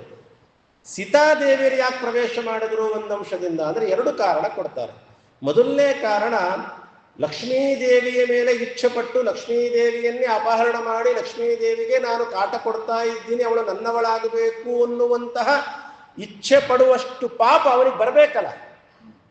ಅಷ್ಟು ಪಾಪ ಅವನಿಗೆ ಬರಲಿ ಅನ್ನೋ ಕಾರಣಕ್ಕೆ ಒಂದಂಶ ಸೀತಾದೇವಿಯನ್ನು ಅದರಲ್ಲಿ ಇಡ್ತಾರೆ. ಸಾಮಾನ್ಯ ಹೆಣ್ಣಿಗೂ ನಾನು ದ್ರೋಹ ಮಾಡೋದಕ್ಕೂ ಲಕ್ಷ್ಮೀದೇವಿಗೂ ದ್ರೋಹ ಮಾಡೋಕ್ಕೂ ಬಹಳ ವ್ಯತ್ಯಾಸ ಇದೆ. ಉದಾಹರಣೆಗೆ, ನಾನು ಯಾರೋ ಒಬ್ಬ ಮನುಷ್ಯರು ಬರ್ತಾರೆ, ಸಾಮಾನ್ಯವಾದ ವ್ಯಕ್ತಿಗಳು, ಅವರಿಗೆ ನಾನು ಅವಮಾನ ಮಾಡೋದಕ್ಕೂ, ಭಾರೀ ದೊಡ್ಡ ದೊಡ್ಡ ಸ್ಥಾನದಲ್ಲಿರೋರಿಗೆ ನಾವು ಅವಮಾನ ಮಾಡೋದಕ್ಕೂ ಅದಕ್ಕೂ ಪಾಪಗಳಲ್ಲಿ ವ್ಯತ್ಯಾಸ ಇದೆ. ಹೇಗೋ ಅದೇ ರೀತಿಯಾಗಿ ಲಕ್ಷ್ಮೀದೇವಿ ಅಂದ್ರೆ ಸೀತಾದೇವಿಗೂ ಅಷ್ಟು ಅವಮಾನ ಮಾಡಿದ ದೋಷ ಅವನಿಗೆ ಬರಬೇಕು ಅನ್ನೋ ಕಾರಣಕ್ಕೋಸ್ಕರ ಸೀತಾದೇವಿಯರು ಒಂದು ಅಂಶವನ್ನು ಅಲ್ಲಿಟ್ಟರು. ಇದು ಒಂದು ಕಾರಣ. ಇನ್ನೊಂದು ಕಾರಣ, ಮುಂದೆ ರಾಮದೇವರು ಕೊಟ್ಟ ಅಂಗುಲಿಯನ್ನು ಸಮರ್ಪಣೆ ಮಾಡುವ ಸಲುವಾಗಿ ಹನುಮಂತ ದೇವರು ಅಲ್ಲಿಗೆ ಹೋದಾಗ ಹನುಮಂತ ದೇವರು ಸೀತಾದೇವಿ ನಮಸ್ಕಾರ ಮಾಡಬೇಕು. ಸೀತಾದೇವಿ ನಮಸ್ಕಾರ ಮಾಡಬೇಕು ಅಂದ್ರೆ ಅಲ್ಲಿ ಬೇರೆ ಕೇವಲ ಇಂದ್ರದೇವರು ಇದ್ರೆ ಮಾತ್ರ ಸಾಲದು. ಸೀತಾದೇವಿ ಇದ್ದಾರೆ ಇದ್ದಾಗ ಮಾತ್ರ ಅವರಿಗೆ ನಮಸ್ಕಾರಕ್ಕೆ ಯೋಗ್ಯರಾಗ್ತಾರೆ. ಅದಕ್ಕೋಸ್ಕರನೇ ಹನುಮಂತ ದೇವರಿಂದ ಅಭಿವಂದನ ಆಗಬೇಕಾಗಿದೆ ಅನ್ನೋ ಕಾರಣಕ್ಕೋಸ್ಕರನೂ ಕೂಡ ಸೀತಾದೇವಿಯರು ಒಂದಂಶದಿಂದ ಅಲ್ಲಿ ಸನ್ನಿಹಿತರಾದರು. ಹೀಗೆ ಸೀತಾದೇವಿಯನ್ನ ಅಪಹರಣ ಮಾಡಲಿಲ್ಲ ರಾವಣ, ಸೀತಾಕೃತಿಯನ್ನ ಅಪಹರಣ ಮಾಡಿದ. ನೀನೇನ್ ಮಾಡ್ತೀವ ಲಕ್ಷ್ಮೀನಾರಾಯಣರಿಗೆ ಅದೇ ನಿನಗೆ ಮಾಡ್ತಾರ ಅವರು. ನೋಡ್ರಿ, ಮೋಸ ಮಾಡ್ಲಿಕ್ಕೋಸ್ಕರ ಮಾಯಾ ಜಿಂಕೆಯನ್ನ ಕೊಟ್ಟು ಕಳಿಸ್ದ. ಅವಳನ್ನ ಅಪಹರಣ ಮಾಡಬೇಕು ಅಂತ ಹೇಳಿ ಮಾಯಾ ಸನ್ಯಾಸಿ, ಕಪಟ ಸನ್ಯಾಸಿ ಮಾಯಾವಿಯಾಗಿ ಹೋದ. ನೀನು ಏನಲ್ಲಿ ಕಳಿಸ್ದೆ? ಮಾಯಾ ಮಾಡಿ ಕಳಿಸ್ದೆ, ಮಾಯಾವಿಯಾಗಿ ನೀನು ಹೋದೆ. ಲಕ್ಷ್ಮೀದೇವಿನೇ ಹೇಳಿದ್ರು, ನೀನು ಒರಿಜಿನಲ್ ಆಗಿ ಬರಲಿಲ್ಲ, ಒರಿಜಿನಲ್ ಜಿಂಕೆನ ಕಳಿಸ್ತಿಲ್ಲ, ನಾನು ಯಾಕೆ ಒರಿಜಿನಲ್ ಆಗಿ ನಿನ್ನ ಜೊತೆ ಬರಲಿ? ನಾನು ನನ್ನ ಆಕೃತಿನೇ ಕಳಿಸ್ತೀನಿ. ಅದಕ್ಕೆ ಮೋಸ ಮಾಡಿ ನಾವು ಲಕ್ಷ್ಮೀದೇವಿಯನ್ನ ಪಡ್ಕೊಳ್ಳಕ್ ಆಗೋದಿಲ್ಲ, ಸಂಪತ್ತನ್ನ ಗಳಿಸ್ಲಿಕ್ಕೆ ಆಗೋದಿಲ್ಲ ಅಂತಲೂ ನಮ್ಗೆ ಇದರಿಂದ ಗೊತ್ತಾಗತ್ತೆ. ಪ್ರಾಮಾಣಿಕವಾಗಿ ನಾವು ದುಡಿಬೇಕು, ಪ್ರಾಮಾಣಿಕವಾದ ಮಾರ್ಗದಲ್ಲಿ ನಾವಿದ್ದಾಗ ಮಾತ್ರ ಲಕ್ಷ್ಮಿಯ ಅನುಗ್ರಹ ಆಗತ್ತೆ ಹೊರತು ಕಪಟ ವೇಷದಿಂದ ನಾನು ಬೇರೆ ದಾರಿಯ ಮುಖಾಂತರ ನಾನು ಹಣವನ್ನು ಸಂಪಾದನೆ ಮಾಡ್ತೇನೆ ಅಂದ್ರೆ ಅದು ಉಳಿಯೋದಿಲ್ಲ, ತೋರಿಸಿಕೊಟ್ರಲ್ಲ. ಹಾಗಾಗಿ ಸೀತಾಕೃತಿ ಅವನಿಗೆ ಲಭಿಸ್ತು. ಅದನ್ನು ತಗೊಂಡ ಅವನ ರಥಕ್ಕೆ ಹೇಸರಗತ್ತೆ ಅಂತ, ಆ ರಥಕ್ಕೆ ಪ್ರಾಣಿ ಕುದುರೆ ಅಲ್ಲ ಹೇಸರಗತ್ತೆ ಅಂತ, ಆ ಹೇಸರಗತ್ತೆಯನ್ನು ಓಡಿಸ್ಕೊಂಡು ಅವಳನ್ನು ಕೂಡಿಸ್ಕೊಂಡು ಹೊರಡಬೇಕಾದಾಗ ಮಧ್ಯದಲ್ಲಿ ಜಟಾಯು ಅಂತ ಒಂದು ಪಕ್ಷಿ ಹತ್ತು. ಜಟಾಯು ಅಂತ ಯಾಕೆ ಕರೀತಾರೆ ಅದಕ್ಕೆ ಅಂದ್ರೆ, ಆ ಪಕ್ಷಿಗೆ ಹದ್ದಿಗೆ ತನ್ನ ಜಟೆಯಲ್ಲಿ ಆಯುಷ್ಯ ಇತ್ತಂತೆ, ಪ್ರಾಣ ಅದಕ್ಕಿತ್ತು. ಅದರ ಆಯುಷ್ಯ, ಅದರ ಪ್ರಾಣ ಜಟೆಯಲ್ಲಿತ್ತಂತೆ. ಆ ಜಟೆಯನ್ನು ಯಾರು ನಾಶ ಮಾಡುತ್ತಾರೋ ಅದು ನಾಶವಾಗತ್ತೆ. ಹಿಂದಿನ ಕಾಲದಲ್ಲೆಲ್ಲ ಕೆಲವರಿಗೆ ಒಂದೊಂದು ಇದರಲ್ಲೂ ಪ್ರಾಣ, ತೊಡೆಯಲ್ಲೂ ಪ್ರಾಣ, ಕೈಯಲ್ಲೂ ಪ್ರಾಣ, ಕಣ್ಣಲ್ಲೂ ಪ್ರಾಣ, ಹೀಗೆಲ್ಲ ಇರ್ತಿತ್ತು. ಹಾಗೆ ಇದಕ್ಕೆ ಜಟೆಯಲ್ಲಿ ಪ್ರಾಣ ಅನ್ನೋದ ಕಾರಣಕ್ಕೋಸ್ಕರ ಜಟಾಯು ಅಂತ ಅದಕ್ಕೆ ಹೆಸರು. ಭಾರಿ ಶ್ರಮ ಪಡತ್ತೆ. ನನ್ನ ರಾಮನ ಹೆಂಡತಿ ಸೀತಾದೇವಿಯನ್ನ ಬಿಡು, ರಾಮನ ಹೆಂಡತಿಯನ್ನ ಬಿಡು ಬಿಡು ಬಿಡು ಅಂತ ಭಾರಿ ಹೋರಾಟ ನಡೆಸುತ್ತೆ ರಾವಣನೊಟ್ಟಿಗೆ. ರಾವಣನು ಕುಸಿದು ಬಿದ್ದು ಬಿಡ್ತಾನೆ, ಸೀತಾದೇವಿಯನ್ನು ಕರ್ಕೊಂಡೂ ಬಿಡ್ತು ಆ ಜಟಾಯು. ಆದರೂ ಕೂಡ ಮತ್ತೆ ರಾವಣ ಬಂದು ತನ್ನ ಪೂರ್ಣ ಬಲದಿಂದ ಜಟಾಯುವನ್ನ ಹೊಡೆದು ನೆಲಕ್ಕೆ ಅಪ್ಪಳಿಸಿ ನಂತರದಲ್ಲಿ ಸೀತಾದೇವಿಯನ್ನ ಕರ್ಕೊಂಡು ಹೊರಟೇ ಬಿಟ್ಟ. ಅಷ್ಟರ ಒಳಗಡೆ ಸೀತಾದೇವಿಯರು ತಾನು ಹಾಕಿಕೊಂಡ ಆಭರಣಗಳನ್ನೆಲ್ಲ ಒಂದು ಗಂಟು ಕಟ್ಟಿ ಆ ಕೆಳಗೆ ಹಾಕ್ತಾಳೆ. ಅದು ಕಿಷ್ಕಿಂಧ ಪಟ್ಟಣದಲ್ಲಿ ಸುಗ್ರೀವಾದಿಗಳು ಇರುವ ಜಾಗದಲ್ಲಿ ಅದು ಬೀಳತ್ತೆ, ಕುರುಹಿಗೋಸ್ಕರ ಬೀಳತ್ತೆ. ಆಭರಣ ಎಲ್ಲ ಬಿಟ್ಟು ನಾರು ಸೀರೆಯನ್ನ ಹುಟ್ಟಿದ್ದು ಸೀತಾದೇವಿ ಬರಬೇಕಾದಾಗ ಮತ್ತಿದೆಲ್ಲ ಆಭರಣ ಬಂತು ಅಂತ ಶಂಕಿಸೋ ಅವಶ್ಯಕತೆ ಏನಿಲ್ಲ. ಅವರು ಹೇಗೆ ಅನಂತವೋ ಅವರ ಆಭರಣಗಳು ಕೂಡ ಯಾವ ಕಾಲಕ್ಕೆ ಬೇಕೋ ಆ ಕಾಲಕ್ಕೆ ತತ್ಕ್ಷಣದಲ್ಲೇ ಅವರು ಸೃಷ್ಟಿ ಮಾಡುವ ಸಾಮರ್ಥ್ಯ ಉಳ್ಳವರಾಗಿರ್ತಾರೆ. ಅಂತೂ ಕೂಡ ಅಷ್ಟು ವ್ಯವಸ್ಥೆಯನ್ನು ಮಾಡಿ ರಾವಣ ಸೀತಾದೇವಿನ ಅಪಹರಣ ಮಾಡೇ ಬಿಟ್ಟ. ಇದು ಅಲ್ಲಿ ಆದ ಘಟನೆ. ಈ ಕಡೆ ಲಕ್ಷ್ಮಣ ಬಂದದ್ದನ್ನು ನೋಡಿ ರಾಮದೇವರು ತಕ್ಷಣ ಅಂತ, ಲಕ್ಷ್ಮಣ ನೀನ್ ಯಾಕೋ ಬಂದೆ ಅಂತ ಕೇಳಿ, ಸ್ವಾಮಿ ಅತ್ತಿಗೆ ಹೀಗೆಲ್ಲ ಆಡ್ಬಿಟ್ಟು ಸ್ವಾಭಿಮಾನಕ್ಕೆ ಧಕ್ಕೆ ಬಂತು, ನಾನು ನಿಜವಾಗ್ಲೂ ಆ ರೀತಿ ಇದ್ದವನಲ್ಲ, ಹಾಗಾಗಿ ನೀವು ನನ್ನ ಹುಡುಕೊಂಡು ಬಂದೆ ನಾನು ಅಂತ. ನನಗೇನೂ ಆಗಿಲ್ಲ, ಇದೆಲ್ಲ ಮೋಸದಾಟ. ರಾಮಚಂದ್ರ ಒಂದು ಮಾತು ಕೇಳ್ತಾನಂತೆ. ಇಂಥ ಮಾತು ಗೊತ್ತಾ? ನನ್ನ ಆಜ್ಞೆಗಿಂತಲೂ ನಿನ್ನ ಸ್ವಾಭಿಮಾನ ದೊಡ್ಡದಾ ಅಂತ ಕೇಳ್ತಾರಂತೆ. ನೋಡ್ರಿ, ದೊಡ್ಡವರ ಮಾತೇ ದೊಡ್ಡದಾಗಬೇಕು ಹೊರತು ನಮ್ಮ ಸ್ವಾಭಿಮಾನ ದೊಡ್ಡದಾಗಬಾರದು ಅಂತ ಹೇಳ್ತಾರೆ. ರಾಮ ಕೇಳುವ ಮಾತಿದು. ನನ್ನ ಆಜ್ಞೆ ದೊಡ್ಡದಾ, ನಿನ್ನ ಸ್ವಾಭಿಮಾನ ದೊಡ್ಡದಾ ಅಂತ ಕೇಳ್ತಾರೆ. ನಾವು ಅಂತಿರ್ತೀವಿ, ಈ ಅಪ್ಪ ಆಗ್ಲಿ ಅಮ್ಮ ಆಗ್ಲಿ, ದೊಡ್ಡಪ್ಪ ಆಗ್ಲಿ ಚಿಕ್ಕಪ್ಪ ಆಗ್ಲಿ ಅನ್ಬಾರ್ದು. ನಾವೊಂದು ವಯಸ್ಸಿಗೆ ಬಂದಿದ್ದೀವಿ, ನಮಗೇನು ಮನಸ್ಸಿಲ್ವಾ? ನಾವೇನು ದೊಡ್ಡವರಾಗಿಲ್ವಾ? ನಾವು ನಮ್ಮ ಸ್ವಾಭಿಮಾನ ಅಡ್ಡ ಬರಲ್ವಾ? ಹೀಗೆಲ್ಲ ಅಂತಿರ್ತೀವಿ. ಸುಮ್ಮನೆ ಬೈದ್ರೆ ಬೈಬಾರ್ದು, ಅದು ಬೇರೆ ವಿಷಯ. ಅಕಸ್ಮಾತ್ ಏನೋ ದೊಡ್ಡವರು ಒಂದು ಅಕ್ಷರ ಬೈದ್ರು ಅಂತಲೇ ಇಟ್ಕೊಳ್ರಿ. ದೊಡ್ಡವರ ಮುಂದೆ ಸ್ವಾಭಿಮಾನ, ಅವರ ಆಜ್ಞೆ ಮುಂದೆ ನಮ್ಮ ಸ್ವಾಭಿಮಾನ ಅಲ್ಲ. ಒಂದರ್ಥದಲ್ಲಿ ದೊಡ್ಡವರು ಪಾಪ ಏನೋ ಆಕಸ್ಮಿಕವಾಗಿ ಗೊತ್ತಿಲ್ಲದೇನೆ ಬೈದ್ರು, ನಿಂದು ತಪ್ಪಿಲ್ಲಪ್ಪ ಅಂದ್ರೂ ಬೈದ್ರು ಅಂತಾನೆ ಇಟ್ಕೊ. ಆ ಸಮಯ ಬೈಸ್ಕೊಂಡ್ ಬಿಡ್ಬೇಕು. ಬೈಸ್ಕೊಂಡು ಎಲ್ಲ ಮುಗಿದ ಮೇಲೆ ತಿಳಿ ಆದ್ಮೇಲೆ ಅವಾಗ ಬೇಕಾದ್ರೆ ತಿಳಿ ಹೇಳ್ರಿ, ನಾನು ಮಾಡಿಲ್ಲ, ಅವ್ರು ಬೈದ್ರು, ಅದಕ್ಕೆ ನಾನು ತಿರುಗಿಸಿ ಬೈದು ಬಿಟ್ಟೆ, ಮುಗಿದು ಹೋಯ್ತು. ಸರ್ವಾತ್ಮನ ಒಪ್ಪೋದಿಲ್ಲ ಧರ್ಮಶಾಸ್ತ್ರಗಳು. ಲಕ್ಷ್ಮಣ ತಲೆ ತಗ್ಗಿಸಿ ಕೂತು ಬಿಟ್ಟ. ಲಕ್ಷ್ಮಣ, ನನ್ನ ಆಜ್ಞೆ ದೊಡ್ಡದ, ನಿನ್ನ ಸ್ವಾಭಿಮಾನ ದೊಡ್ಡದ ಅಂತ, ಏನ್ ಅನರ್ಥ ಆಗಿರತ್ತೆ ಅಂತ ತೋರಿಸ್ತೀನಿ ನಡಿ ಅಂತ ಲಕ್ಷ್ಮಣನಿಗೆ ಹೇಳೇ ಕರ್ಕೊಂಡು ಹೋಗ್ತಾನೆ. ನೋಡಿದ್ರೆ ಸೀತಾದೇವಿ ಅಲ್ಲಿಲ್ಲ. ಅಷ್ಟೇ ಒಂದು ಬಾರಿ ಅಂದ ರಾಮಚಂದ್ರ, ಹೋಗಲಿ ಬಿಡು, ದೇವರ ಇಚ್ಛೆ ಇದ್ದಂಗೆ ಆಗಲಿ ಅಂತ ಹೇಳಿ ಲಕ್ಷ್ಮಣನ ಮತ್ತೆ ತನ್ನ ಸ್ನೇಹಿತನಂತೆ ತಮ್ಮನನ್ನು ಅತ್ಯಂತ ಪ್ರೀತಿಯಿಂದ ಸತ್ಕಾರ ಮಾಡಿ ಹುಡುಕ್ಲಿಕ್ಕೆ ನಡಿ ಹೊಡ್ಕೋಣ ಅಂತ ಹೊರಟುಬಿಟ್ರಂತೆ. ರಾಮನ ವ್ಯಕ್ತಿತ್ವ ಆ ಕ್ಷಣ ಮಾತ್ರದಲ್ಲಿ ಹಾಗೆ ಹೇಳಿದ. ಮುಂದಿನ ಕ್ಷಣದಲ್ಲಿ ಇನ್ನೆಂದೂ ಲಕ್ಷ್ಮಣನನ್ನ ನಿನ್ನಿಂದ ಹೀಗಾಯ್ತು ಅಂತ ಇಡೀ ರಾಮಾಯಣ ತೆಗೆದು ನೋಡಿದ್ರೆ ಎಲ್ಲೋ ರಾಮ ಅಂತ ಹೇಳೋದು. ನೀನ್ ಜೊತೆಯಲ್ಲಿದ್ದಿದ್ರೆ ಇಷ್ಟೆಲ್ಲ ಅನರ್ಥ ಆಗ್ತಿರ್ಲಿಲ್ಲ ಲಕ್ಷ್ಮಣ, ನನ್ನ ಮಾತು ಮೀರಿಬಿಟ್ಟೆ ನೀನು, ಇನ್ಯಾವತ್ತೂ ಆ ಮಾತಾಡ್ಲಿಲ್ಲಂತ ರಾಮಚಂದ್ರ. ನಾವೇನಾದ್ರೂ ಆಗ್ಬಿಟ್ಟಿದ್ರೆ ದಿನಕ್ಕೆ 4 ಸತಿ ನಿನ್ನಿಂದೆಲ್ಲ ಆಯ್ತು ನೋಡಿ, ನಿನ್ನಿಂದ ಹಿಂಗಾಗೋಯ್ತು, ನೀನು ಅವ್ರು ಸರಿ ಇದ್ದೀರಿ, ಹಿಂಗೆಲ್ಲ ಆಗ್ತಿರ್ಲಿಲ್ಲ ಅಂದಂದವನು ಅವನೇ ಆತ್ಮಹತ್ಯೆ ಮಾಡ್ಕೊಂಡ್ಬಿಡ್ಬೇಕು, ಹಂಗೆ ಮಾಡಿಟ್ಬಿಡ್ತಿದ್ವಿ ನಾವು. ಆದರೆ ರಾಮಚಂದ್ರ ಯಾವತ್ತೂ ಹಾಗೆ ಮಾಡಲಿಲ್ಲ. ಆಗಲಿ ಬಿಡು, ದೇವರಿಚ್ಛೆ ಇವೆಲ್ಲ ಅಂತ ಹೇಳಿ ಲಕ್ಷ್ಮಣನನ್ನು ಕರ್ಕೊಂಡು ತಾನು ಪ್ರಯಾಣವನ್ನು ಮಾಡಿದ. ಸೀತಾದೇವಿಯನ್ನ ವಾಸ್ತವಿಕವಾಗಿ ಲಕ್ಷ್ಮೀನಾರಾಯಣರು ನಿತ್ಯಾವಯೋಗ ದಂಪತಿಗಳು, ಅವರಲ್ಲಿ ವಿಯೋಗ ಅನ್ನೋದು ಸರ್ವಾತ್ಮನೇ ಇಲ್ಲ. ಆದರೂ ಕೂಡ ಸೀತಾದೇವಿಯನ್ನ ಕಳೆದುಕೊಂಡವನಂತ ನಟನೆಯನ್ನ ಮಾಡ್ತಾನೆ ಭಗವಂತ. ಹಿಂದೆ ಭೃಗು ಋಷಿಗಳು ಶಾಪ ಕೊಟ್ಟಿರ್ತಾರೆ ಭಗವಂತನಿಗೆ, ನನ್ನ ಹೆಂಡತಿಯನ್ನ ನೀನು ದೂರ ಮಾಡಿದ್ದೀಯಾ, ಹಾಗಾಗಿ ನೀನು ನಿನ್ನ ಹೆಂಡತಿಯಿಂದ ಒಂದಿಷ್ಟು ಕಾಲ ದೂರ ಆಗ್ತೀಯಾ ಅಂತ ಶಾಪ ಕೊಟ್ಟಿರ್ತಾರಂತೆ ಭೃಗು ಋಷಿಗಳು. ಶಾಪ ಕೊಟ್ಟು ಭೃಗು ಋಷಿಗಳು ದೇವರನ್ನೇ ಕುರಿತು ತಪಸ್ ಮಾಡ್ತಾರಂತೆ. ಏನಪ್ಪ, ನನ್ನ ಕುರಿತು ತಪಸ್ ಮಾಡಿದಲ್ಲ ಸ್ವಾಮಿ, ನಾನು ನಿನಗೆ ಶಾಪ ಕೊಟ್ಬಿಟ್ಟಿದ್ದೀನಿ, ಅದನ್ನ ನಡೆಸ್ಕೊಡು ಅಂತ ವರ ಕೇಳ್ತಾನಂತೆ. ಇದು ಹೆಂಗಿದೆ ನೋಡ್ರಿ, ಭೃಗು ಋಷಿಗಳೇ ಶಾಪ ಕೊಡ್ತಾರೆ, ಭೃಗು ಋಷಿಗಳೇ ದೇವರನ್ನ ಕುರಿತು ತಪಸ್ ಮಾಡ್ತಾರೆ. ಸ್ವಾಮಿ, ನಾನು ನಿನಗೆ ನಿನ್ನ ಹೆಂಡತಿಯಿಂದ ನೀ ದೂರ ಇರಬೇಕು ಕೆಲವು ಕಾಲ ಅಂತ ಶಾಪ ಕೊಟ್ಟಿದ್ದೀನಿ, ಇದನ್ನ ನೀನು ನಡೆಸ್ಕೊಡ್ಬೇಕು, ಅದೇ ನಿನ್ನ ಕೊಡೋ ವರ ಅಂತ ಕೇಳ್ತಾನಂತೆ. ಅಯ್ಯೋ ನಾರಾಯಣ. ಅದಕ್ಕೆ ದೇವರವತ್ತೊಂದು ನಿಯಮ ಮಾಡಿಟ್ಟ.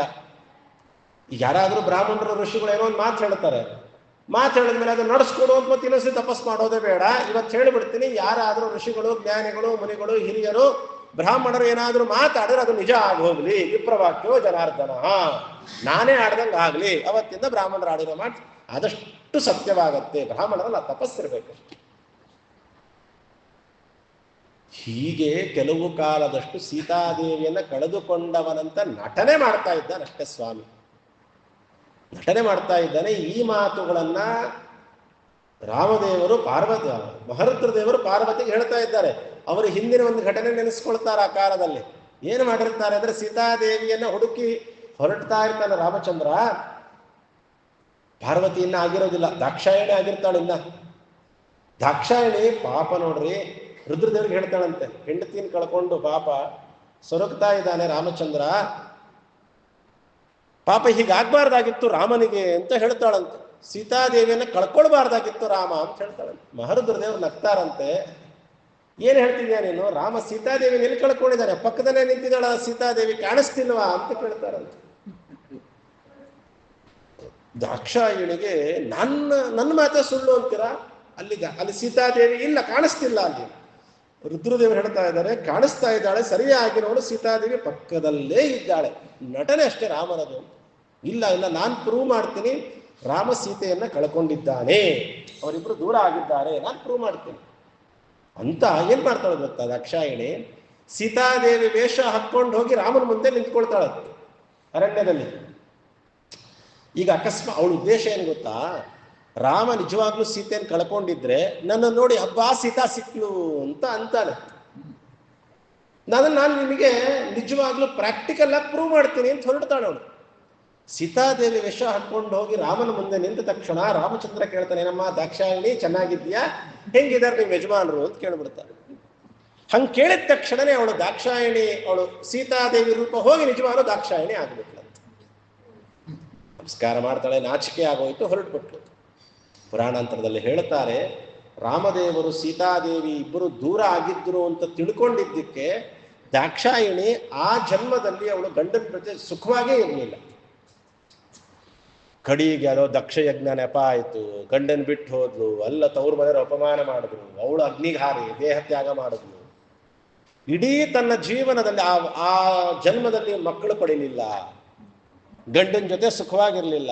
ಯಾವ ಭೂಲೋಕದಲ್ಲಿ ಎಲ್ಲ ಲೋಕದವರು ಆಗಿರ್ಬೋದು, ಯಾವ ಗಂಡ ಹೆಂಡತಿ ಸುಖಮಯವಾದ ದಾಂಪತ್ಯ ಜೀವನ ನಡೆಸಬೇಕು ಅಂದ್ರೆ ಅದಕ್ಕೆ ಯಾರ ಅನುಗ್ರಹ ಬೇಕು, ರುದ್ರದೇವರ ರುದ್ರಾಣಿಯರ ಅನುಗ್ರಹ ಬೇಕು. ಅಂಥವರೇ ತಮ್ಮ ಸಂಸಾರವನ್ನು ಉಳಿಸ್ಕೊಳಕ್ಕಾಗ್ಲಿಲ್ಲ. ಯಾತಕ್ಕೆ ಅಂದ್ರೆ ರಾಮ ಸೀತಾದೇವಿಯರನ್ನ ದೂರ ಆಗಿತ್ತು ಅಂತ ಚಿಂತನೆ ಮಾಡಿದ್ದಕ್ಕೆ.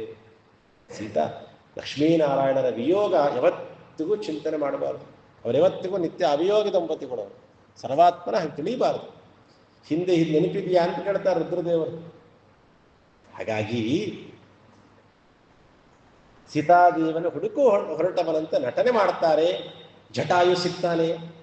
ಜಟಾಯು ಸಿಕ್ಕಿದ ತಕ್ಷಣ ಹೀಗೆಲ್ಲ ಪ್ರಾಣವನ್ನ ಗಟ್ಟಿಯಾಗಿ ಹಿಡ್ಕೊಂಡು ನಿಂತಿರ್ತಾನೆ. ರಾಮ ಬರ್ತಾನೆ, ರಾಮನಿಗೆ ವಿಷಯ ಹೇಳಿ ಪ್ರಾಣ ಬಿಡಬೇಕು ಅಂತ ರಾಮನಿಗೆ ಹೇಳ್ತಾನೆ, ಸ್ವಾಮಿ ರಾವಣ ಬಂದು ಅಪಹರಣ ಮಾಡ್ಕೊಂಡು ಹೋಗಿದ್ದಾನೆ, ನಾನು ಬಹಳ ಪ್ರಯತ್ನ ಪಟ್ಟೆ ಸ್ವಾಮಿ, ಆದರೂ ಕೂಡ ನನಗೆ ಉಳಿಸ್ಕೊಳಕ್ಕಾಗ್ಲಿಲ್ಲ ಅಂತ ಹೇಳ್ತಾನೆ. ನೋಡ್ರಿ, ರಾಮ ಹೇಳ್ತಾನೆ, ಕೆಲಸವನ್ನ ನೀವು ಪೂರ್ಣ ಮಾಡ್ತೀಯೋ ಬಿಡ್ತೀಯೋ, ಯೋಗ್ಯತೆ ಇದ್ರೆ ಆಗತ್ತಿಲ್ಲ ಅಂದ್ರೆ ಆಗೋದಿಲ್ಲ. ಆದ್ರೆ ಕೆಲಸ ಮಾಡ್ತೀನಿ ಅಂತ ಮುಂದುವರಿಯೋದಿದೆ ಅಲ್ಲ, ಅದಕ್ಕೆ ಸಂಕಲ್ಪ ಮಾತ್ರ ಸಕಲೋಪಿ ಸಸ್ಯಾತ್ ಅಂತ ಹೇಳ್ತಾರೆ. ನಮ್ಮ ಕೈಲಿ ಆಗತ್ತೋ ಬಿಡುತ್ತೋ, ಭಾರಿ ದೊಡ್ಡ ದೊಡ್ಡ ಕೆಲಸ ಆದ್ರೂ ಮಾಡ್ತೀನಿ ಅಂತ ಸಂಕಲ್ಪ ಮಾಡ್ಬಿಡ್ಬೇಕಂತ. ನೀ ಸಂಕಲ್ಪ ಮಾಡು, ನಾನು ಅದನ್ನು ಪೂರ್ಣ ಮಾಡ್ತೀನಿ ಅಂತ ಹೇಳ್ತಾನೆ ಸ್ವಾಮಿ. ನಾನು ಯೋಗ್ಯತೆಯನ್ನ ಪೂರ್ಣ ಮಾಡ್ತೀನಿ ಅಂತ ಹೇಳ್ತಾನೆ. ಅದಕ್ಕೆ ಆ ಪ್ರಯತ್ನ ಇದೆ ಅಲ್ಲ, ಪ್ರಯತ್ನಕ್ಕೆ ಫಲ ಉಂಟು. ಜಟಾಯು ಅಷ್ಟು ಹೇಳಿ ಪ್ರಾಣವನ್ನು ಬಿಡ್ತು. ಪ್ರಾಣ ಬಿಟ್ಟ ಕೂಡಲೇ ರಾಮಚಂದ್ರ ಅಲ್ಲಿಂದ ಹೊರಡಲಿಲ್ಲ. ಜಟಾಯುವಿಗೆ ತಾನೇ ಮುಂದೆ ನಿಂತು ಅಂತ್ಯ ಸಂಸ್ಕಾರವನ್ನು ಮಾಡ್ತಾನೆ. ಒಂದು ಪಕ್ಷಿ, ಒಂದು ಹದ್ದನ್ನ ಕುರಿತು ತಾನು ಸಂಸ್ಕಾರವನ್ನ ಮಾಡ್ತಾನೆ ಅಂದ್ರೆ ಭೂತದಯ. ಪ್ರಾಣಿಗಳನ್ನೂ ಕೂಡ ಎಷ್ಟು ಪ್ರೀತಿ ಮಾಡ್ತಿದ್ದ ರಾಮಚಂದ್ರ. ಕೇವಲ ತನಗೆ ಉಪಕಾರ ಮಾಡಿತ್ತು ಅಂತ ಮಾತ್ರ ಅಲ್ಲ, ಉಪಕಾರ ಮಾಡಿದವರಿಗೆ ಹೇಗೆ ನಡ್ಕೊಳ್ಬೇಕು ಅಂತಲೂ ತೋರಿಸಿಕೊಟ್ಟ, ಪ್ರಾಣಿಗಳನ್ನು ಹೇಗೆ ಪ್ರೀತಿಯನ್ನ ತೋರಿಸ್ಬೇಕು ಅನ್ನೋದು ತೋರಿಸಿಕೊಟ್ಟ. ಯೋಚನೆ ಮಾಡ್ರಿ, ಜಟಾಯುನು ಪ್ರಾಣ ಬಿಡ್ತು, ಮಾರೀಚನು ಪ್ರಾಣ ಬಿಟ್ಟ. ಮಾರೀಚ ಸತ್ತದ್ದು ರಾವಣ ಪ್ರೇರಣೆಯ ರಾವಣ ಪ್ರೀತ್ಯರ್ಥಂ, ರಾವಣನಿಗೋಸ್ಕರ ಸತ್ತಿತು. ಜಟಾಯುವು ಪ್ರಾಣ ಬಿಡ್ತು, ಶ್ರೀರಾಮ ಪ್ರೇರಣೆಯ ರಾಮ ಪ್ರೀತ್ಯರ್ಥಂ. ಮಾರೀಚ ಸತ್ತದ್ದು ಸರ್ವೋತ್ತಮನಾದ ರಾಮನ ಕೈಯಿಂದ, ಜಟಾಯು ಸತ್ತದ್ದು ರಾವಣನ ಕೈಯಿಂದ. ಯಾರ ಕೈಯಿಂದ ಸತ್ರಿ ಅನ್ನೋದು ಮುಖ್ಯ ಆಗಲ್ಲ, ಯಾತಕ್ಕಾಗಿ ಸತ್ರಿ ಅನ್ನೋದು ಮುಖ್ಯ ಆಗುತ್ತೆ. ನಿಮ್ಮ ಉದ್ದೇಶ ಸರಿಯಾಗಿತ್ತ, ಫಲ ಚೆನ್ನಾಗಿರುತ್ತೆ. ರಾಮನ ಕೈಯಿಂದ ಸತ್ಯ ನಾನು, ರಾವಣನ ರಾಮನ ಕೈಯಿಂದನೇ ಸಾಯೋದು, ತಗೊಂಡೇನ್ ಮಾಡ್ತೀರ? ಉದ್ದೇಶ ಚೆನ್ನಾಗಿರ್ಬೇಕು. ರಾಮ ಅಂದ, ನನಗೋಸ್ಕರ ನೀನು ಪ್ರಾಣ ಬಿಟ್ಟೆಲ್ಲ, ನಾನು ನಿನಗೆ ಸಂಸ್ಕಾರವನ್ನು, ಒಬ್ಬ ಸಾಮಾನ್ಯವಾದ ಉತ್ತಮವಾದ ಒಬ್ಬ ಮಗ ಸಂಸ್ಕಾರ ಮಾಡಿದ್ರೇನೆ ಭಗವಂತ ವೈಕುಂಠ ಲೋಕ ಕೊಡ್ತಾನೆ ಅನ್ನೋದಾದ್ರೆ, ಜಟಾಯುವಿನ ಸಂಸ್ಕಾರ ಸಾಕ್ಷಾತ್ ಮೋಕ್ಷವನ್ನ ಕೊಡುವ ಮುಕ್ತಿನಾಥನಾದ ಭಗವಂತನೇ ಮಾಡದ ಅಂತಂದ್ರೆ, ಆ ಜಟಾಯುವಿಗೆ ಮೋಕ್ಷ ಆಗದೇ ಇರಕ್ಕಾಗತ್ತ? ತನ್ನ ಅಪ್ಪನ್ನು ಮಾಡಕ್ಕಾಗ್ಲಿಲ್ಲ. ರಾಮನಿಗೆ ಶ್ರವಣಕುಮಾರನ ಶಾಪ, ಅರ್ಥಾತ್ ಅವರ ತಂದೆ ತಾಯಿಯ ಶಾಪ. ಅಂಥ ರಾಮನ ಕೈಯಲ್ಲಿ ಕಾರ್ಯವನ್ನ ಮಾಡಿಸಿಕೊಂಡು ಜಟಾಯು. ಕಾರಣ, ರಾಮನಿಗೋಸ್ಕರ ಯುದ್ಧ ಮಾಡುವ ಪ್ರಯತ್ನ ಮಾಡ್ತು. ಇದು ರಾಮನ ವ್ಯಕ್ತಿತ್ವ ನಾವು ಗಮನಿಸಬೇಕಾಗತ್ತೆ. ಅಷ್ಟು ಮಾಡಿ ಅಲ್ಲಿಂದ ಹೊರಡುತ್ತಾನೆ. ಜಟಾಯುವಿಗೂ ಅನುಗ್ರಹವನ್ನು ಮಾಡಿ ಹೊರಡುತ್ತಾನೆ. ಮಧ್ಯದಲ್ಲಿ ಅಲ್ಲಿಂದ ಹೊರಡಬೇಕಾದಾಗ ಕಿಷ್ಕಿಂಧ ಪಟ್ಟಣ ಸಿಗತ್ತೆ. ಕಿಷ್ಕಿಂಧ ಪಟ್ಟಣದಲ್ಲಿ ವಾಲಿ, ಸುಗ್ರೀವ, ಹನುಮಂತ ಇವರೆಲ್ಲ ವಾಸ ಮಾಡಿಕೊಂಡಿದ್ದಂತಹ ಜಾಗ. ಅದರಲ್ಲಿ ಮಧ್ಯದಲ್ಲಿ ಶಬರಿಯ ಕಥೆಯು ಹೇಳ್ತಾರೆ. ಶಬರಿ ಅಂತ ಒಬ್ಬಳು, ಅವಳು ಕೂಡ ರಾಮನಿಗೋಸ್ಕರ ಕಾಯ್ಕೊಂಡು ಕೂತಿದ್ಲು. ಮತಂಗ ಋಷಿಗಳ ಶಿಷ್ಯೆ. ಅವರ ಉಪದೇಶವನ್ನ ಪಡೆದು ರಾಮನಿಗೋಸ್ಕರ ಕಾಯ್ಕೊಂಡು ಕೂತಿದ್ದಂತೆ. ವರ್ಷಾನುಗಟ್ಲೆಯಿಂದ ರಾಮಚಂದ್ರ ಬರ್ತಾನೆ, ಅವನನ್ನು ನೋಡಿ ನನ್ನ ಪ್ರಾಣವನ್ನ ಬಿಡಬೇಕು ಅಂತ ಕಾಯ್ಕೊಂಡು ಕೂತಿತ್ತು. ಅಂತೂ ಕೂಡ ರಾಮನ ದರ್ಶನವಾಯಿತು. ಬಹಳ ಸಂತೋಷದಿಂದ ಪ್ರಾಣವನ್ನ ತ್ಯಾಗ ಮಾಡ್ತಾಳೆ ಅಂತ ಹೇಳ್ತಾರೆ. ಅದರ ಮಧ್ಯದಲ್ಲಿ ಪುರಾಣ ಅಂತ ಒಂದು ಕಥೆ ಹೇಳ್ತಾರೆ. ಶಬರಿ ಹಣ್ಣು ಕೊಟ್ಲು, ಅದನ್ನ ರಾಮಚಂದ್ರ ಸ್ವೀಕಾರ ಮಾಡಿದ ಅಂತ. ಶಬರಿ ಕೊಟ್ಟ ಹಣ್ಣನ್ನ ಸ್ವೀಕಾರ ಮಾಡಿದ ರಾಮಚಂದ್ರ ಅಂತ. ಅಲ್ಲೊಂದು ಸಣ್ಣ ಸಮಸ್ಯೆ. ಏನು ಸಮಸ್ಯೆ ಅಂದ್ರೆ, ಸಮಸ್ಯೆ ಏನಲ್ಲ, ನಾವು ಮಾಡ್ಕೊಂಡಿದೀವಿ ಅಷ್ಟೇ. ಶಬರಿ ಎಂಜಲ ಹಣ್ಣು ಕೊಟ್ಲು, ಅದನ್ನ ರಾಮಚಂದ್ರ ಸ್ವೀಕಾರ ಮಾಡಿದ ಅಂತ. ಹಣ್ಣನ್ನ ತಿಂದು ಆಮೇಲೆ ರಾಮನಿಗೆ ಕೊಟ್ಲು ಅಂತ ಮಾತಿರೋದು ಹಾಗೆ ಪುರಾಣಾಂತರಗಳಲ್ಲಿ, ಆಗ್ನೇಯ ಪುರಾಣ ಇತ್ಯಾದಿ ಪುರಾಣಗಳಲ್ಲಿ ಬರುತ್ತಾ ಮಾತು. ವಾಲ್ಮೀಕಿ ಪುರಾಣಗಳಲ್ಲೆಲ್ಲ ಶಬರಿ ಬಂದು ರಾಮನನ್ನ ನೋಡಿದ್ರು, ರಾಮ ಅನುಗ್ರಹ ಮಾಡಿ ಹೊರಟು ಬಿಟ್ಟ ಅಂತ ಅಷ್ಟೇ ಮಾತಿರೋದು. ಇದರಲ್ಲೂ ಅಷ್ಟೇ. ಆದರೆ ಹಣ್ಣು ತಿಂದು ರಾಮನಿಗೆ ಕೊಟ್ಲು, ರಾಮನು ತಿಂದ. ಎಂಜಲ ಹಣ್ಣನ್ನು ಕೊಡ್ಬೋದಾಗಾರ ದೇವರಿಗೆ. ನಾಳೆಯಿಂದ ನಾವು ದೇವರ ನೈವೇದ್ಯ ಮಾಡಬೇಕಾದ್ರೆ ನೋಡೋಣ, ಉಪ್ಪು ಹುಳಿ ಖಾರ ಎಲ್ಲ ಸರಿಯಾಗಿತ್ತು ಅಂದರೆ ಅದನ್ನು ದೇವರ ನೈವೇದ್ಯ ಮಾಡೋಣ, ಹಣ್ಣು ತಿನ್ನೋಣ, ಚೆನ್ನಾಗಿತ್ತು ಅಂದರೆ ಆಮೇಲೆ ದೇವರಿಗೆ ಕೊಡೋಣ ಅಂಥೇಳಿ ಒಂದಿಷ್ಟು ತಿಂದು ಮಾಡೋ ಹಣ್ಣೇ ಪ್ರಾರಬ್ಧವಾಗಿರುತ್ತೆ ನಾವು ದೇವರಿಗೆ ಚೆನ್ನಾಗಿಟ್ರೆ. ಇನ್ನು ಈ ರೀತಿ ಎಲ್ಲ ಮಾಡಿಟ್ರೆ ದೇವರೇ ಗತಿ ಅಂತಾರಲ್ಲ, ಹಂಗೆ ಅಂತೂ ಶಬರಿ ಕಥೆನ ಆದರ್ಶವಾಗಿ ಇಟ್ಕೊಂಡು ಆಚಾರ್ಯ ನಾವು ಕೋಡ್ಬಳೆ ಗಿಡಬಳೆ ಎಲ್ಲ ಮಾಡಿದ್ರೆ ಒಂದು 4 ತಿಂದ್ಬಿಟ್ಟು ಚೆನ್ನಾಗಿದೆ ಅಂತಂದ್ರೆ ಆಮೇಲೆ ದೇವ್ರಿಗೆ ನೈವೇದ್ಯ ಮಾಡ್ತೀವಿ. ಯಾಕೆ ಶಬರಿ ಹಂಗೆ ತಾನೇ ಮಾಡಿತ್ತು ಅಂತ ಹೀಗೆಲ್ಲ ತಿಳ್ಕೊಂಡ್ಬಿಡ್ತೀವಿ. ಆ ಮಾತಿಗೆ ಅಭಿಪ್ರಾಯ, ಶಬರಿ ತಿಂದು ಕೊಟ್ಲು, ರಾಮನೂ ತಿಂದ. ಇದರ ಅಭಿಪ್ರಾಯ ಏನು ಅಂತ ಹೇಳಿದ್ರೆ, ಅವಳು ಅನೇಕ ಜಾತಿಯ ಹಣ್ಣುಗಳನ್ನು ರಾಮನಿಗೆ ಕೊಟ್ಲು ಅಂತ ಹೇಳ್ತಾರೆ. ಅನೇಕ ಜಾತಿಯ ಹಣ್ಣುಗಳು, ಉದಾಹರಣೆಗೆ ಒಂದು ಬಾಳೆಹಣ್ಣು ಅಥವಾ ಸೇಬೆ ಹಣ್ಣು ಅಥವಾ ಸೀಬೆ ಹಣ್ಣು, ದಾಳಿಂಬೆ ಹಣ್ಣು ಅಂತ 4 ಇದೆ ಅಂತ ಇಟ್ಕೊಳ್ರಿ. 4 ಜಾತಿ, ಅನೇಕ ಜಾತಿ ಅಂತ ಹೇಳ್ತಾರೆ. ಅನೇಕ ಜಾತಿಯ ಹಣ್ಣುಗಳನ್ನು ರಾಮನಿಗೆ ತಿಂದು ಕೊಟ್ಲು. ಇದರರ್ಥ ದಾಳಿಂಬೆ ಮರ ಇದೆ, ಬಾಳೆಹಣ್ಣಿನ ಗೊನೆ ಇದೆ, ಒಂದು ಹಣ್ಣು ತಿಂದು ಬಹಳ ಚೆನ್ನಾಗಿದೆ, ಸಿಹಿಯಾಗಿದೆ, ಹಣ್ಣಾಗಿದೆ, ಈ ಗೊನೆಯ ಹಣ್ಣು ಹಣ್ಣಾಗಿದೆ, ಬಹಳ ಚೆನ್ನಾಗಿದೆ, ಈ ಮರದ ಹಣ್ಣನ್ನು ನಾನು ರಾಮನಿಗೆ ಕೊಡಬಹುದು ಅಂತ ಯೋಚನೆ ಮಾಡಿ ಆಮೇಲೆ ಆ ಹಣ್ಣುಗಳನ್ನು ಕಿತ್ತಿ ಅದನ್ನು ರಾಮನಿಗೆ ಕೊಟ್ಲು. ಹಾಗೆ ವ್ಯಾಖ್ಯಾನ ಮಾಡಿರೋದು. ಒಂದು ಮರ ನೋಡಿದ್ಲು, ಆ ಮರ ತುಂಬಾ ಹಣ್ಣುಗಳು ಬಿಟ್ಟಿದೆ, ಒಂದು ಹಣ್ಣು ತಗೊಂಡ್ಲು, ತಿನ್ಲು. ಓ, ಈಗ ಬಿಟ್ಟಿರುವ ಈ ಹಣ್ಣುಗಳು ಮಾಗಿದೆ, ಹಣ್ಣಾಗಿದೆ, ಹುಳಿ ಇಲ್ಲ, ಸೊ ಈ ಹಣ್ಣುಗಳನ್ನು ರಾಮನಿಗೆ ಕೊಡಬಹುದು ಅಂತ ಯೋಚನೆ ಮಾಡಿದ್ಲು. ಉಳಿಕಿದ ಹಣ್ಣುಗಳನ್ನು ಕಿತ್ತು ಹಾಗೆ ರಾಮನಿಗೆ ಕೊಟ್ಲು. ರಾಮ ಅದನ್ನು ಸ್ವೀಕಾರ ಮಾಡಿದ. ಹೀಗೆ ಅದಕ್ಕೆ ವ್ಯಾಖ್ಯಾನ ಮಾಡಿದರೆ ಹೊರತು ಒಂದೇ ಹಣ್ಣನ್ನು ತಗೊಂಡು ಅದನ್ನೇ ಕಚ್ಚಿದ್ಲು, ಅದನ್ನೇ ರಾಮನಿಗೆ ಕೊಟ್ಲು. ವಾಸ್ತವಿಕವಾಗಿ ರಾಮನಿಗೆ ಯಾವ ಎಂಜಲು ಗಿಂಜಲು ಯಾವುದು ದೋಷ ಅವನಿಗೆ ಬರೋದಿಲ್ಲ. ಆದರೂ ಕೂಡ ನಾವು ಹಾಗೆ ತಿಳಿಬಾರದು. ಎಂಜಲು ಹಣ್ಣನ್ನು ಕೊಟ್ಲು ಅಂದ್ರೆ ಮರದಿಂದ ಒಂದು ಹಣ್ಣನ್ನು ತಿಂದು ಅದು ಎಂಜಲಾಯ್ತು, ಅವಳು ತಿನ್ಕೊಂಡು ಉಳುಕಿದ ಹಣ್ಣುಗಳನ್ನು ರಾಮನಿಗೆ ಕೊಟ್ಲು. ಹೀಗದನ್ನು ನಾವು ಅರ್ಥ ಮಾಡಿಕೊಳ್ಬೇಕು. ಅರ್ಥ ಮಾಡಿರೋದು ಹಾಗೆ ವ್ಯಾಖ್ಯಾನದಲ್ಲಿ. ರಾಮನ ಎಂಜಲು ತಿಂದ ಅಂತ ನಾವು ಒಪ್ಪುಬಿಟ್ರೆ ರಾಮನಿಗೆ ಏನಾಗ್ಬೇಕಾದಿಲ್ರಿ. ಆಚಾರ್ಯ ನೀವು ಉಪನ್ಯಾಸಕ್ಕೂ ಏನೇನೋ ಟ್ವಿಸ್ಟ್ ಎಲ್ಲ ಮಾಡ್ಕೊಂಡು ಅಂತೂ ತಿಂದಿಲ್ಲ ಅಂತ ನೀವು ಅದನ್ನ ಪ್ರೂವ್ ಮಾಡ್ತಾ ಇದ್ದೀರಲ್ಲ, ಎಂತ ಎಂಜಲೇ ತಿಂದ ಅಂತ ನೀವು ಅನ್ಕೊಳ್ರಿ ಅಂತ. ಇಲ್ಲದೇ ನೀವು ಯಾಕೆ ಅನ್ಕೋಬೇಕು ಅಂತ ನಾನು ಹೇಳ್ತಿರೋದಷ್ಟೇ. ನಿಜವಾಗಲೂ ರಾಮನು ತಿಂದ ಅಂದ್ರೆ ರಾಮನಿಗೆ ಇದರಿಂದ ಯಾವ ದೋಷಗಳೇ ಇಲ್ಲ, ಭಗವಂತನಿಗೆ ವಿಧಿ ನಿಷೇಧಗಳೇ ಇಲ್ಲ, ಆದರೂ ತಿಂದಿಲ್ಲ, ಇದನ್ನು ತಿಳ್ಕೊಳ್ರಿ. ಹೀಗೆ ಶಬರಿಯ ವಿಚಾರದಲ್ಲಿ ಹೀಗೆ ನಾವು ತಿಳ್ಕೊಳ್ಬೇಕು. ಅಲ್ಲಿಂದ ನೇರವಾಗಿ ಕಿಷ್ಕಿಂಧ ಪಟ್ಟಣಕ್ಕೆ ಬರ್ತಾನೆ.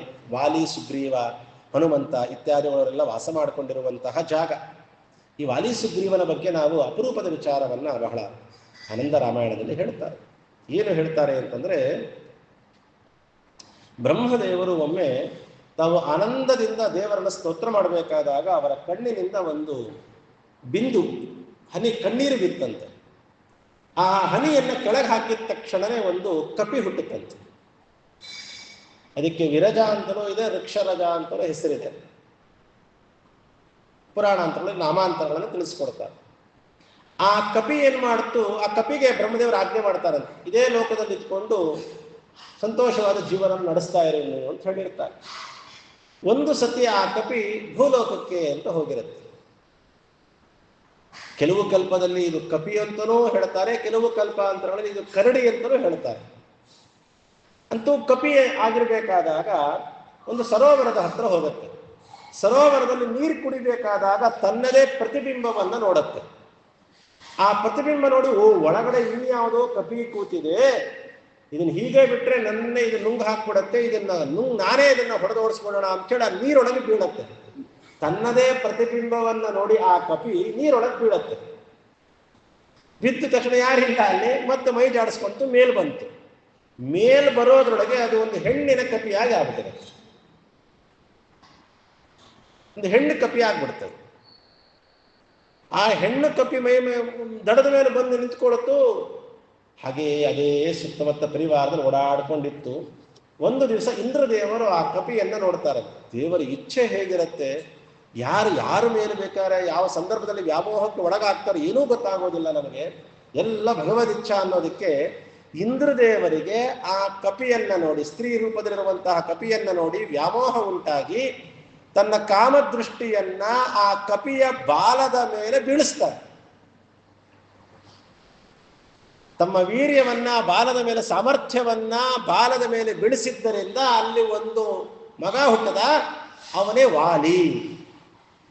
ವಾಲ ಅಂದ್ರೆ ಬಾಲ, ಅದರಿಂದ ಹುಟ್ಟಿದ್ದರಿಂದ ಅವನು ವಾಲಿ ಅಂತ ಕರೆಸ್ಕೊಂಡ. ಇಂದ್ರದೇವರು ಹೊರಟುಬಿಟ್ಟು ಇನ್ನು ಸ್ವಲ್ಪ ದಿವಸಗಳಾದ ಮೇಲೆ ಸೂರ್ಯ ಆ ಸುಂದರವಾದ ಸ್ತ್ರೀ ರೂಪದಲ್ಲಿರುವ ಕಪಿಯನ್ನ ನೋಡ್ತಾನೆ. ಅವನು ಮೋಹಕ್ಕೊಳಪಡ್ತಾನೆ. ತನ್ನ ಸಾಮರ್ಥ್ಯವನ್ನ ಕಪಿಯ ಕತ್ತಿನ ಮೇಲೆ ಹಾಕ್ತಾನೆ. ಅಲ್ಲಿಂದ ಒಬ್ಬ ಮಗ ಹುಡ್ತಾನೆ, ಅವನೇ ಸುಗ್ರೀವ. ಗ್ರೀವ ಅಂದ್ರೆ ಕತ್ತು. ಸುಗ್ರೀವ ಒಳ್ಳೆ ಚೆನ್ನಾಗಿ ಕತ್ತುಳ್ಳವನಾಗಿದ್ದಂತವನು, ಆಸಮಂತ ಒಳ್ಳೆ ಕತ್ತುಳ್ಳವನಾಗಿದ್ದ, ಅದಕ್ಕೆ ಅವನಿಗೆ ಸುಗ್ರೀವ ಅಂತ ಬರುತ್ತೆ. ಹಯಗ್ರೀವ ಅಂತೀವಿ ನಾವು. ಕುದುರೆ ಕತ್ತಿರೋದಕ್ಕೋಸ್ಕರನೇ ಆ ಕುದುರೆ ರೂಪದ ಭಗವಂತನಿಗೆ ಹಯಗ್ರೀವ ಅನ್ನೋದು.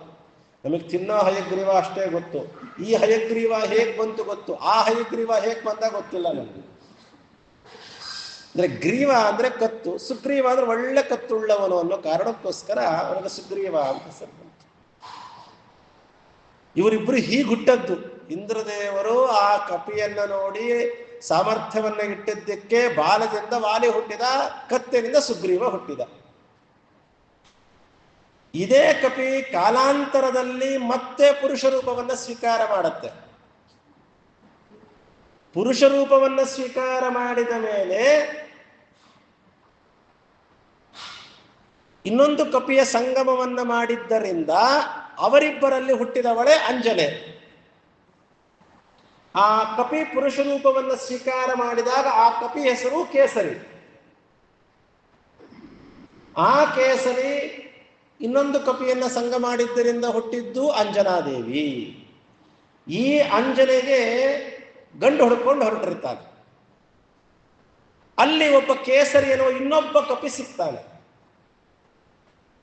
ಈ ಮೊದಲು ಕೇಸರಿ ಎನ್ನುವ ಕಪಿ ಏನಿದ್ನಲ್ಲ, ಅವನಿಗೆ ಒಂದು ಆಸೆ ಇತ್ತು, ನನಗೆ ಒಂದು ಒಳ್ಳೆ ಮಗ ಹುಟ್ಟಬೇಕು, ಅವನು ಜಗತ್ತಿನಲ್ಲಿ ಕೇಸರಿ ಪುತ್ರ ಅಂತ ಹೇಳಿ ಪ್ರಸಿದ್ಧನಾಗಬೇಕು ಅಂತ.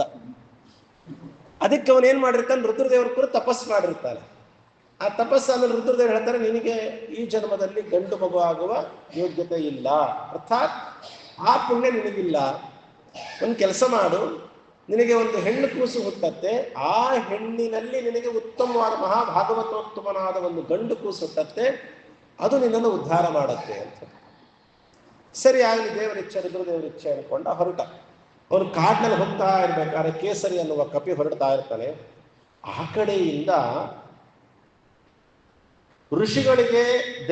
ಋಷಿಗಳು ಯಾವುದೋ ಒಂದು ಯಜ್ಞವನ್ನ ಮಾಡ್ತಿರ್ತಾರೆ. ಆ ಯಜ್ಞಕ್ಕೆ ಅಡ್ಡಿ ಮಾಡುವ ಒಬ್ಬ ದೈತ್ಯ ಆನೆ ರೂಪದಲ್ಲಿರ್ತಾನೆ. ಅವನನ್ನು ಸಂಹಾರ ಮಾಡಿದ್ದರಿಂದ ಒಬ್ಬ ಕಪಿಗೆ ಉತ್ತಮವಾದ ಸಂತಾನ ಆಗಲಿ ನಿನಗೆ, ಸ್ವಾಮಿ ನಂಗಿನ್ನೂ ಮದುವೆನೇ ಆಗಿಲ್ಲ, ಅದು ಆಗತ್ತೆ, ಹೋಗು, ಒಳ್ಳೆ ಸಂತಾನ, ಉತ್ತಮವಾದ ಮಹಾಭಾಗವತೋತ್ತಮನಾದಂತಹ ಒಬ್ಬ ಗಂಡು ಮಗ ಹುಟ್ಟುತ್ತಾನೆ ಅಂತ ಋಷಿಗಳು, ಭಾರದ್ವಾಜಾದ ಋಷಿಗಳು ಅವನಿಗೆ ಅನುಗ್ರಹ ಮಾಡಿ ಕಳಿಸ್ತಾರೆ. ಅವನ ಹೆಸರು ಕೇಸರಿ ಅಂತ. ಈ ಕಡೆಯಿಂದ ಈ ಕೇಸರಿ, ಈ ಕಡೆಯಿಂದ ಅಂಜನಾದೇವಿಯ ತಂದೆ ಕೇಸರಿ, ಅವರಿಬ್ರು ಭೇಟಿ ಆಗ್ತಾರೆ, ಒಬ್ರಿಗೊಬ್ರು ಮಾತನಾಡ್ಕೊಂತಾರೆ. ನಿನ್ನ ಹೆಸರು ಕೇಸರಿ, ಓ ನನ್ನ ಹೆಸರು ಕೇಸರಿ. ಭಾರಿ ಸಂತೋಷ ಆಗುತ್ತೆ. ಏನಕ್ಕಾಗಿ ಹೊರಟಿದ್ಯಾ? ನಾನು ಕನ್ಯಾರ್ಥಿಯಾಗಿ ಮದುವೆಗಾಗಿ ಹುಡುಗಿ ನೋಡ್ಕೊಂಡು ಹೊರಟಿದ್ದೀನಿ. ಇವನು ನಾನು ವರ ನೋಡ್ಕೊಂಡು ಹೊರಟಿದ್ದೀನಿ.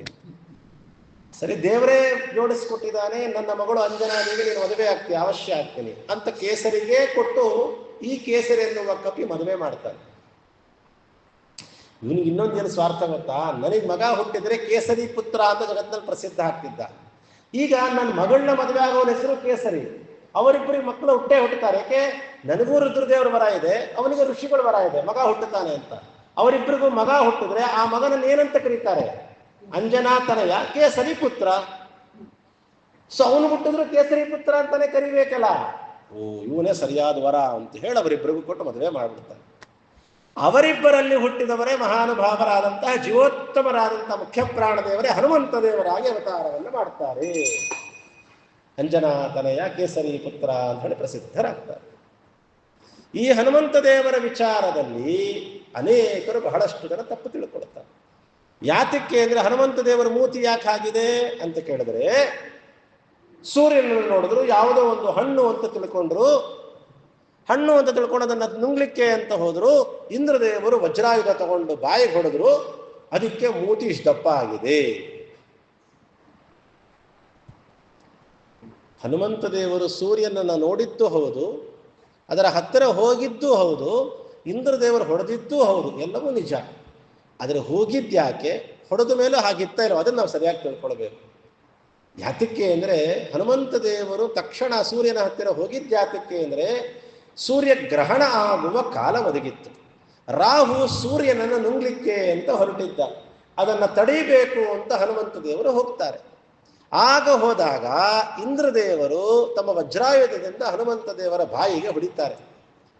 ಸಂಗ್ರಹ ರಾಮಾಯಣದಲ್ಲಿ ನಾರಾಯಣ ಪಂಡಿತಾಚಾರ್ಯರು ಸ್ಪಷ್ಟವಾಗಿ ಹೇಳುತ್ತಾರೆ, ಇಂದ್ರದೇವರು ಮುಖ ಆ ಭಂಗ ಅದು ವ್ಯತ್ಯಾಸ ಆಗುವ ಪ್ರಸಂಗ ಇದ್ರೂ ಕೂಡ ನಭಂಗ ಮಾಪ, ಒಂದಿಷ್ಟು ವ್ಯತ್ಯಾಸ ಏನೂ ಆಗಲಿಲ್ಲ. ವಜ್ರಾಯುಧ ತಗೊಂಡು ಹನುಮಂತ ದೇವರು ಹೊಡೆದ್ರೂ ಕೂಡ ಏನೂ ಆಗಲಿಲ್ವಲ್ಲ. ಹನು ಅಂದ್ರೆ ಮೂತಿ, ಹನುಮಾನ್ ಇಂದ್ರದೇವರ ವಜ್ರಾಯುಧದಿಂದ ಹೊಡೆದರೂ ಕೂಡ ಬಾಯಿ ಒಂದಿಷ್ಟು ವ್ಯತ್ಯಾಸ ಆಗದೇ ಇದ್ದದ್ದಕ್ಕೆ ಅವರಿಗೆ ಹನುಮಂತ ಅಂತ ಹೆಸರು ಬಂದದ್ದು. ಅಲ್ಲ, ಯೋಚನೆ ಮಾಡ್ರಿ, ಯಾರಾದರೂ ಏನಾದರೂ ತಗೊಂಡು ಹೊಡೆದ್ರೆ ಬಾತಿರತ್ತೆ. ಎಷ್ಟು ದಿನ ಬಾವಿರುತ್ತೆ? ಒಂದು ವಾರ ಅಷ್ಟೆಲ್ಲ ಇರೋದೇ ಇಲ್ಲ. ಬಾವು ನೋವು ಬೇಕಾದ್ರೆ ಇರತ್ತೆ, ಬಾವು ಹಾಗೆ ಇರತ್ತಾ? 4 ದಿನ ಆದರೆ ಕಮ್ಮಿ ಆಗಿಬಿಡತ್ತೆ ಬಾವು. ಹೊಡೆದಿದ್ಯಾವಾಗ ಇನ್ನು ಹಿಂಗ ಮುಖ ಹಂಗೆ ಇರತ್ತೇನ್ರಿ? ಮತ್ತು ಮುಖ ಯಾಕೆ ಹಂಗಿದೆ? ಕಾಮನ್ ಸೆನ್ಸ್ ಕೊಟ್ಟಿದ್ದಾನಲ್ಲ ದೇವರು. ಅವರು ಅವತಾರ ಮಾಡಿರುವ ಯೋನಿ ಯಾವುದು? ಮನುಷ್ಯ ಯೋನಿನ ಅಲ್ಲ, ಅವರು ಕಪಿ ಯೋನಿಯಲ್ಲಿ ಅವತಾರ ಮಾಡಿದ್ದಾರೆ. ಕಪಿಗಳ ಬಾಯಿ ಸ್ವಲ್ಪ ಸಾಮಾನ್ಯವಾಗಿ ಒಂದಿಷ್ಟು ಮುಖ ದಪ್ಪ ಆಗಿರುತ್ತೆ. ಅದಕ್ಕೋಸ್ಕರ ಹನುಮಂತ ದೇವರ ಮುಖ ದಪ್ಪಗಿದೆ ಹೊರತು ಇಂದ್ರದೇವರು ತಗೊಂಡು ವಜ್ರಾನ ತಗೊಂಡು ಹೊಡೆದು ಬಿಟ್ರು, ಅದಕ್ಕೋಸ್ಕರ ಮುಖ ಹಿಂಗಾಗೋಯ್ತು. ಹನುಮಾನ್ ಹನುಮಂತ ಈ ಹೊಡೆದ್ರು ಏನು ಆಗಲಿಲ್ಲ ಅಂತ ಹನುಮಂತ. ಹನ ಶಬ್ದೋ ಜ್ಞಾನವಾಚಿ. ಹನ ಅಂದ್ರೆ ಜ್ಞಾನ, ಬಹಳ ಜ್ಞಾನ ಉಳ್ಳವರಾದ ಕಾರಣ ಅವರಿಗೆ ಹನುಮಂತ ಅಂತ ಕರೀತಾರೆ. ಈ ಸಾಮಾನ್ಯ ನೋಡ್ರಿ, ಹನುಮಂತ ದೇವರು ಮುಖ ಈ ಕಡೆ ಹಿಂಗೆ ಇಟ್ಕೊಂಡಿರ್ತಾರೆ. ಅಂತ ಪ್ರತಿಮೆಗಳೇ ಜಾಸ್ತಿ ನಿಮಗೆ ಎಲ್ಲ ಕಡೆಗೂ. ಹನುಮಂತ ದೇವರು ಹಿಂಗಿರ್ತಾರೆ ಅಲ್ವಾ? ಯಾಕೆ ಹಂಗಿರ್ತಾರೆ? ಯಾರೋ ಹೇಳ್ತಿರ್ತಾರೆ ಅಂತ ಹಿಂಗೆ ಅಂತ. ವಜ್ರಾಜ ತಗೊಂಡು ಹೊಡೆದು ಬಿಟ್ರಲ್ಲ, ಅದಕ್ಕೆ ಬಾಯಿ ಆ ಕಡೆ ತಿರ್ಕೊಂಡ್ಬಿಟ್ಟಿದೆ ಅಂತ ಹೇಳ್ತಾರೆ.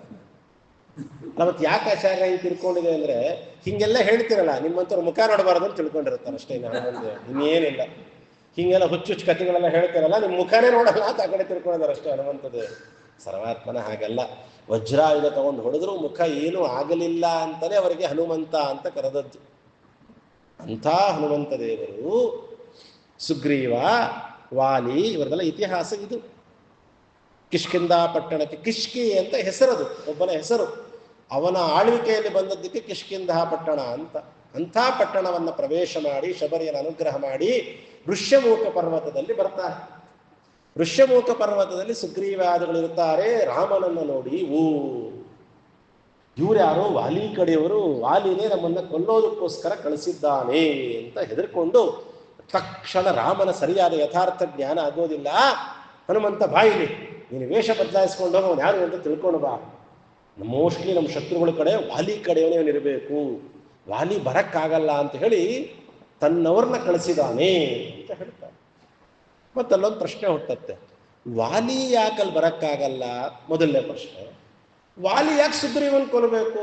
ಇನ್ನೊಂದು ಪ್ರಶ್ನೆ ಹುಟ್ಟತ್ತೆ. ಅಂತ ಕೇಳಿದ್ರೆ ಏನಾಗಿತ್ತು ಅಂದ್ರೆ, ಹಿಂದೆ ವಾಲಿ ಸುಗ್ರೀವರು ಚೆನ್ನಾಗೇ ಇರ್ತಾರೆ. ಒಂದ್ಸತಿ ಮಾಯಾವಿ ಅನ್ನೋ ಒಬ್ಬ ದೈತ್ಯ ಬರ್ತಾನೆ. ಒಂದು ವಾಲಿ ಜೊತೆ ಯುದ್ಧ ಮಾಡ್ತಾ ಇರ್ತಾರೆ. ಒಂದು ಗುಹೆ ಒಳಗಡೆ ವಾಲಿಗೂ ಮಾಯಾವಿಗೂ ಯುದ್ಧ ನಡೀತಾರೆ. 1 ವರ್ಷ ಯುದ್ಧ ನಡೆಯುತ್ತೆ. ಆ 1 ವರ್ಷ ಯುದ್ಧ ಆದರೂ ಕೂಡ ವಾಲಿ ಆಚೆ ಕಡೆ ಬರೋದೇ ಇಲ್ಲ. ಹೊರತು ಏನಾಗತ್ತೆ ಅಂದ್ರೆ, ಆ ಗುಹೆ ಸುಗ್ರೀವ ಹೊರಗೆ ನಿಂತ್ಕೊಂಡು ಕಾಯ್ತಾ ಇರ್ತಾನೆ. ವಾಲಿ ಬರ್ತಾನೆ. ಒಳಗೆ ಹೋದ್ರೆ ಮಾಯಾವಿ ನನ್ನನ್ನು ಹೊಡೆದು ಬಿಟ್ರೆ ಅನ್ನೋ ಭಯ ಅವನಿಗೆ. ವಾಲಿ ಯಾರ ಸಮರ್ಥ ಇದ್ದಾನೆ, ಭಾರಿ ಬಲಿಷ್ಠ ವಾಲಿ. ಹಾಗಾಗಿ ಹೊರಗೆ ನಿಂತ್ಕೊಂಡು ಕಾಯ್ತಾ ಇರ್ತಾನೆ. ಆ ಕಾಯುವ ಕಾಲಕ್ಕೆ ರಕ್ತ ಆಚೆ ಬಂದ್ಬಿಡುತ್ತಂತೆ. ರಕ್ತ ಸುರಿದು ಹರಿದು ಬರಬೇಕಾದಾಗ ಆ ರಕ್ತದ ಮೇಲೆಲ್ಲ ವಾಲಿಯ ಕೂದಲುಗಳು ಬಿದ್ದಿತ್ತಂತೆ. ನಮ್ಮಣ್ಣ ಕೃಷ್ಣಾರ್ಪಣ, ನಮ್ಮಣ್ಣ ಸತ್ಯ ಹೋಗ್ಬಿಟ್ಟ, ಇನ್ನು ನಾನು ಕಾಯೋದ್ರಲ್ಲಿ ಅರ್ಥ ಇಲ್ಲ ಅಂತ ಏನ್ ಮಾಡ್ತಾನೆ, ದೊಡ್ಡ ಭಾರಿ ಬಂಡೆನ ಆ ಗುಹೆಗೆ ಮುಚ್ಚಿಬಿಟ್ಟು ಬಂದ್ಬಿಡ್ತಾನೆ. ಯಾಕೆ? ಈ ಮಾಯಾವಿ ವಾಲಿನ ಕೊಂದ ಮೇಲೆ ಆಚೆ ಬಂದು ನಮ್ಮನ್ನು ಕೊಂದು ಹಾಕ್ಬಿಟ್ರೆ ಫಜೀತಿನೇ ಬೇಡ ಅಂತೇಳಿ ಒಂದು ದೊಡ್ಡ ಬಂಡೆನ ಅದಕ್ಕೆ ಮುಚ್ಚಿಟ್ಟು ಬಂದ್ಬಿಡ್ತಾನೆ. ಬರ್ತಾನೆ, ಅಲ್ಲಿರೋರೆಲ್ಲ ಹೇಳ್ತಾನೆ, ನಮ್ಮ ಅಣ್ಣ ಸತ್ತು ಹೋಗ್ಬಿಟ್ಟ, ವಾಲಿ ಸತ್ತು ಹೋಗ್ಬಿಟ್ಟ, ಕಳ್ಕೊಂಡ್ಬಿಟ್ವಿ ಅಂತೆಲ್ಲ ಹೇಳ್ತಾನೆ. ಮತ್ತು ನಮಗೆಲ್ಲ ಯಾರು ರಾಜ? ವಾಲಿ ಆ ವಿರಜ ಅನ್ನುವ ಕಪಿ ಏನಿತ್ತಲ್ಲ ಅದೇ ರಾಜ ಆಗಿರುತ್ತೆ. ಅವನು ಸತ್ತ ಮೇಲೆ ವಾಲಿನ ರಾಜನನ್ನಾಗಿ ಮಾಡಿರುತ್ತೆ.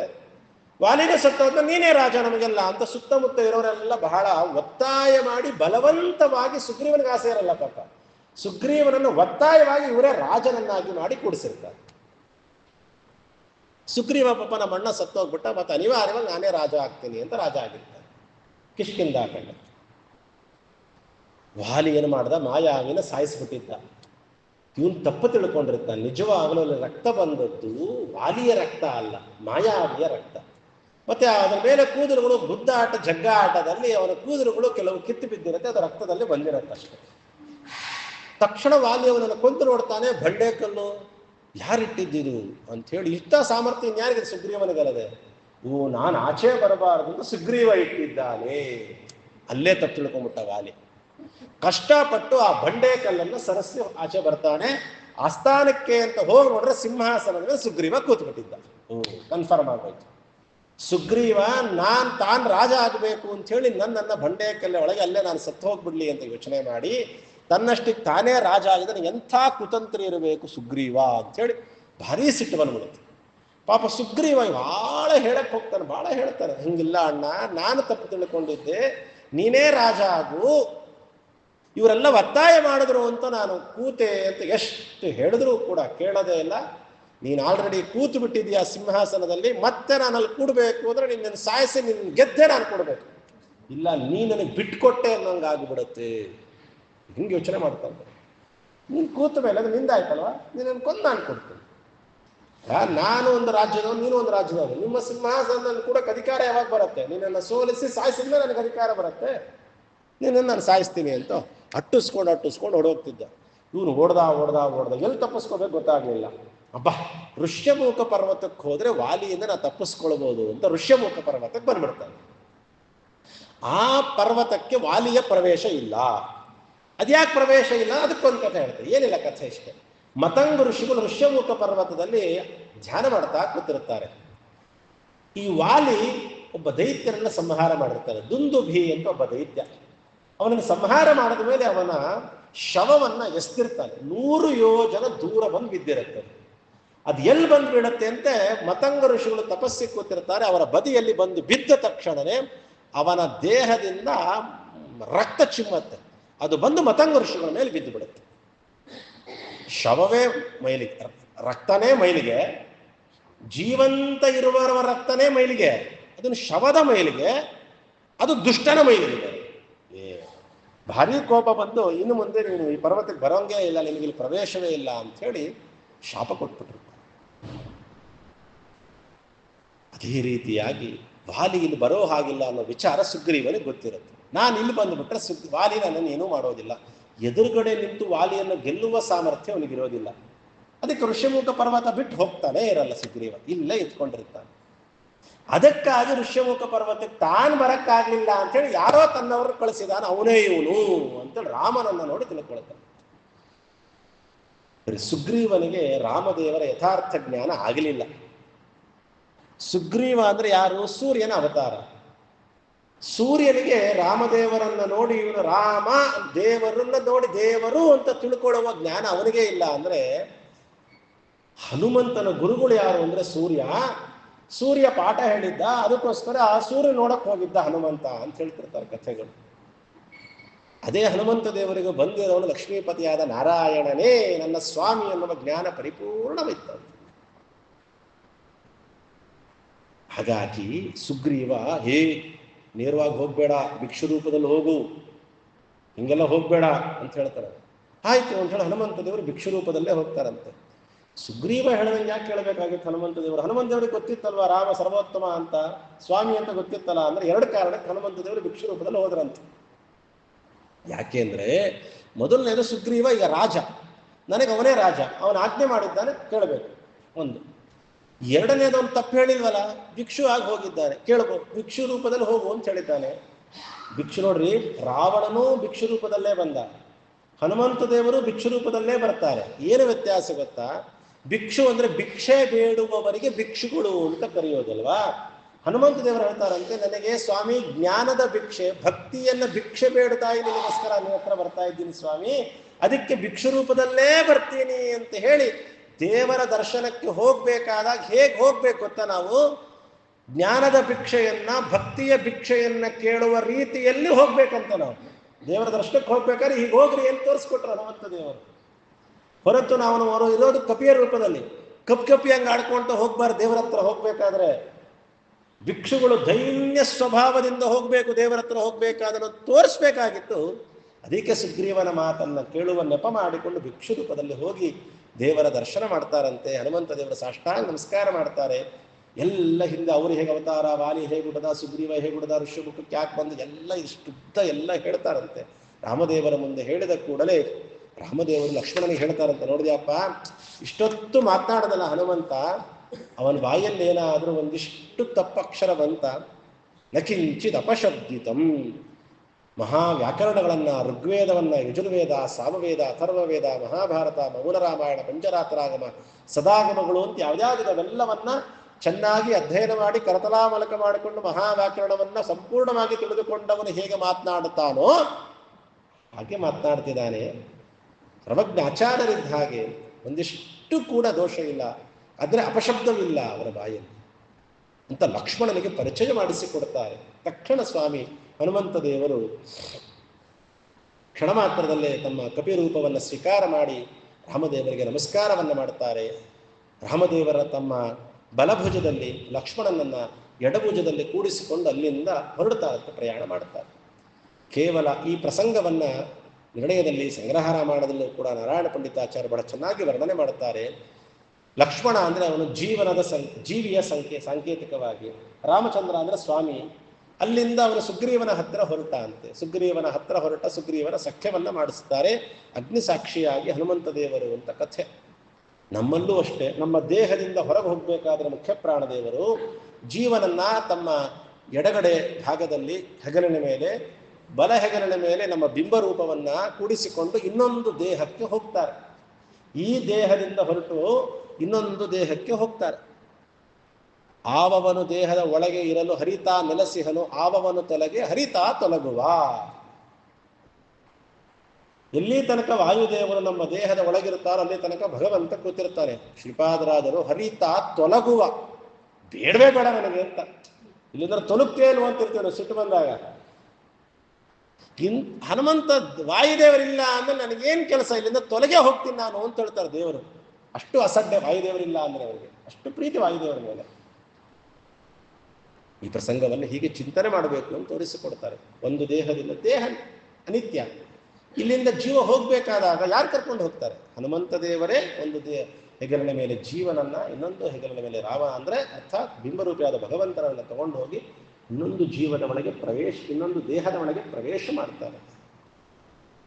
ಈ ಚಿಂತನೆಯನ್ನು ಬಹಳ ಚೆನ್ನಾಗಿ ನಮಗೆ ಕೊಡ್ತಾರೆ. ಹೀಗೆ ಸುಗ್ರೀವನ ಹತ್ತಿರ ಕರ್ಕೊಂಡು ಹೋಗಿ ಸುಗ್ರೀವನಿಗೆ ರಾಮನ ಬಗ್ಗೆ ಯಥಾರ್ಥವಾದ ಜ್ಞಾನವನ್ನು ಉಪದೇಶ ಮಾಡ್ತಾರೆ. ಯಾರು ಅಂತ ತಿಳಿದಿದ್ಯಾ? ಲೌಕಿಕವಾದ ರೀತಿಯಲ್ಲಿ ದಶರಥನ ಕಥೆ ಅದೆಲ್ಲ ಪೂರ್ತಿ ಹೇಳಿ ಅಂಥ ರಾಮಚಂದ್ರ ಅಂತ ಒಂದು ಅರ್ಥದಲ್ಲಿ, ಅದೆಲ್ಲ ಸಮಯ ಇಲ್ಲ ಅಂತ ಇಟ್ಕೊಳ್ರಿ. ಅದನ್ನೇ ನಾವು ಆಧ್ಯಾತ್ಮಿಕವಾಗಿ ನಾವು ಒಳಗೆ ಹೊಕ್ಕು ನಾವು ಅರ್ಥವನ್ನು ನೋಡಿದ್ರೆ ಸರ್ವೋತ್ತಮನಾದ, ಸರ್ವದೋಷ ದೂರನಾದಂತಹ, ಆನಂದಪೂರ್ಣನಾದಂತಹ, ಸರ್ವತಂತ್ರ ಸ್ವತಂತ್ರನಾದ ಲಕ್ಷ್ಮೀಪತಿಯಾದ ನಾರಾಯಣನೇ ರಾಮಚಂದ್ರ ಅನ್ನುವಂತಹ ಮಾತುಗಳನ್ನ, ಅನ್ನುವ ಜ್ಞಾನವನ್ನ ಸುಗ್ರೀವನಿಗೆ ಉಪದೇಶ ಮಾಡಿ ಹನುಮಂತ ದೇವರು ರಾಮನ ಜ್ಞಾನವನ್ನು ಕೊಡ್ತಾರೆ. ಇಲ್ಲೂ ಒಂದು ಚಿಂತನೆ. ಸುಗ್ರೀವ ಅಂದ್ರೆ ಜೀವ, ರಾಮಚಂದ್ರ ಅಂದ್ರೆ ಈಶ. ಈಶನಿಗೂ ಜೀವನಿಗೂ ಮಧ್ಯ ಯಾರು? ಮುಖ್ಯ ಪ್ರಾಣದೇವರು ಹನುಮಂತ ದೇವರು. ಜೀವನಿಗೆ ದೇವರ ಜ್ಞಾನವನ್ನು ಕೊಡುವವರು, ಯಥಾರ್ಥ ಜ್ಞಾನವನ್ನು ಕೊಡುವವರು ಯಾರು? ಸುಗ್ರೀವನಿಗೆ ರಾಮನ ಜ್ಞಾನವನ್ನು ಕೊಟ್ಟವರು ಯಾರು? ಹನುಮಂತ ದೇವರು. ಕೇವಲ ಸುಗ್ರೀವನಿಗಲ್ಲ, ಸಕಲ ಜೀವರಾಶಿಗಳಿಗೂ ಜೀವೋತ್ತಮರಾದ ಮುಖ್ಯ ಪ್ರಾಣದೇವರೇ ಸರ್ವೋತ್ತಮನಾದ ನಾರಾಯಣನ ಯಥಾರ್ಥವಾದ ಜ್ಞಾನವನ್ನು ಕೊಡುವವರು, ಯಥಾರ್ಥವಾದ ಜ್ಞಾನವನ್ನು ಕೊಡುವವರು. ಅವರಿಬ್ಬರಿಗೂ ಸಖ್ಯವನ್ನ ಹನುಮಂತ ದೇವರು ಮಾಡಿಸಿದರು. ನಮಗೂ ಮತ್ತು ಭಗವಂತನಿಗೂ ಕೂಡ ದೀನಂ ದೂನಂ ಅನಾಥಂ ಏನಂ ಉದ್ಧರೈತಿ ವಿಜ್ಞಾಪನ ಕರ್ತೃಣಾಂ ಅಂತ ಮಂತ್ರಾಲಯ ಪ್ರಭುಗಳು ಹೇಳ್ತಾರೆ.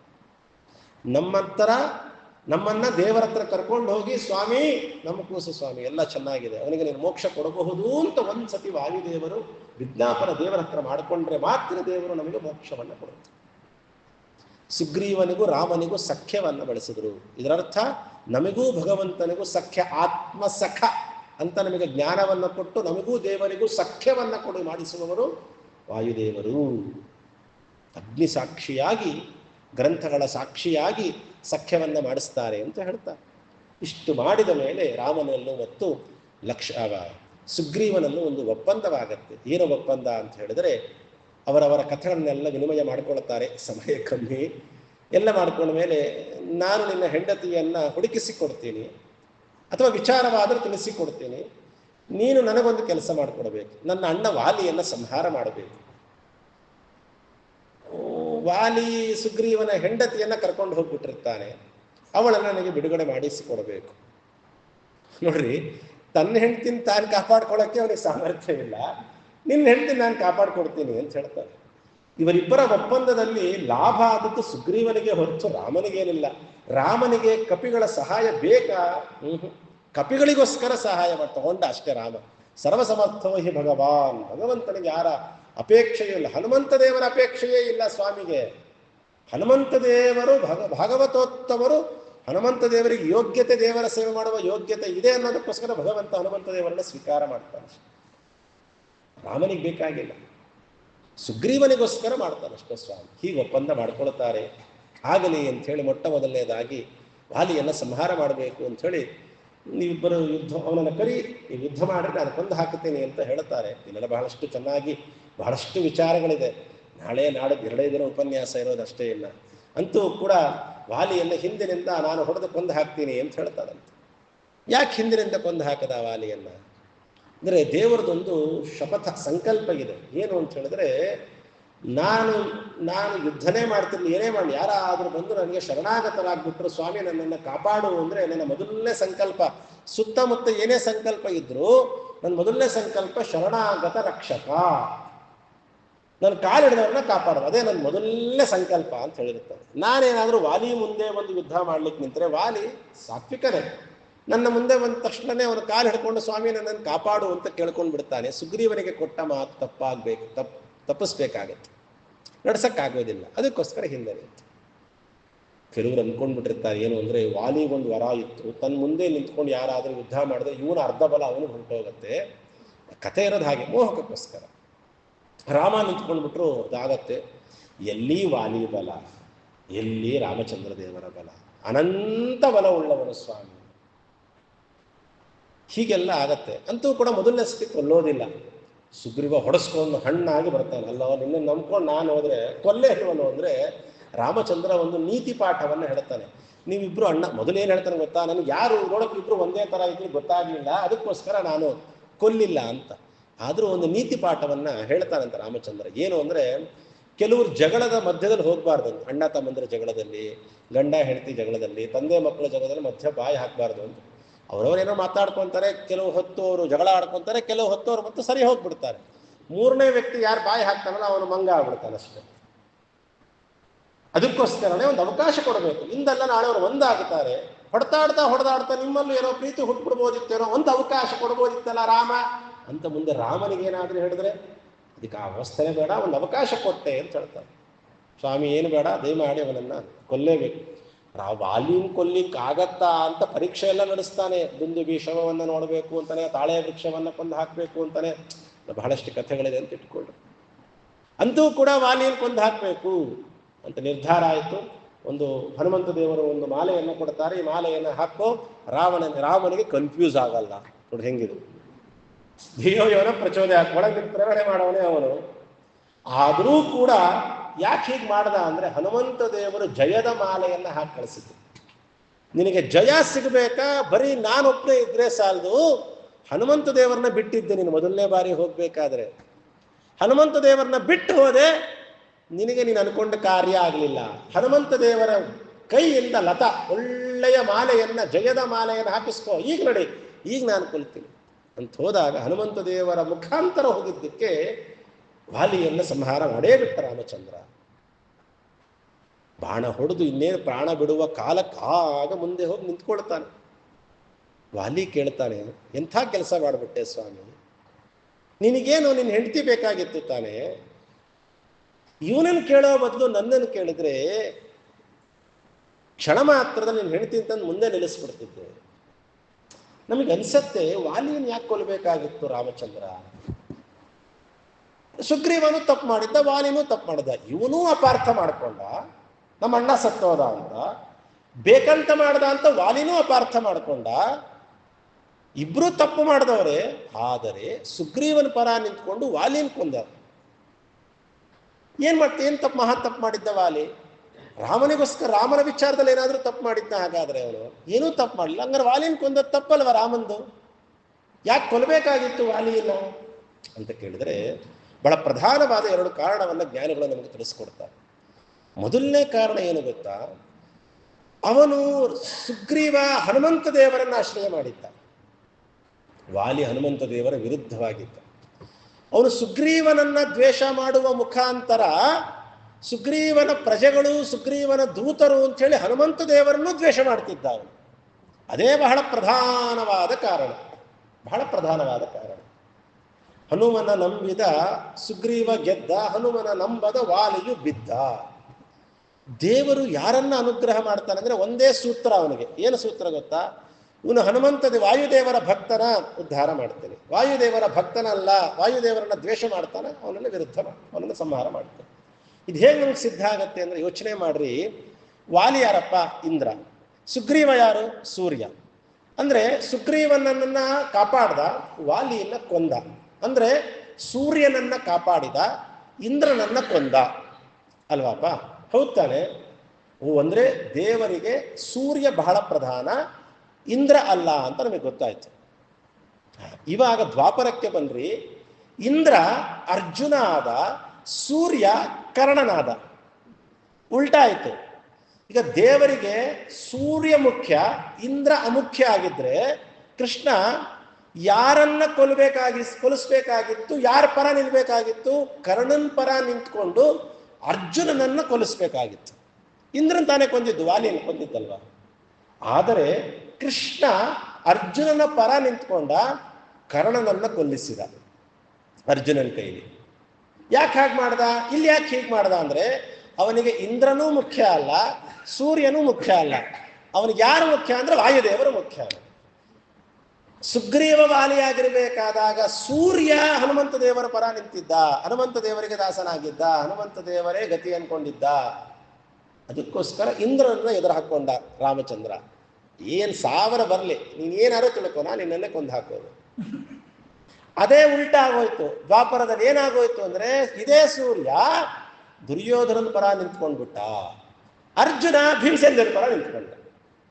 ವಾಯುದೇವರ ಪರ ನಿಂತ್ಕೊಂಡಿದ್ದಕ್ಕೆ 1000 ಸಮಸ್ಯೆ ಬರಲಿ ಇಂದ್ರ, ನಾನು ನಿನ್ನ ಜೊತೆ ನಿಂತ್ಕೊಂಡು ಅಷ್ಟೆಲ್ಲ ಸಮಸ್ಯೆಯನ್ನು ಪರಿಹಾರ ಮಾಡಿ ಅದೇ ಇಂದ್ರನ ಕೈಯಿಂದ ಸೂರ್ಯನ ಅಂಶನಾದಂಥ ಕರ್ಣನನ್ನು ಸಂಹಾರ ಮಾಡಿಸಿದ.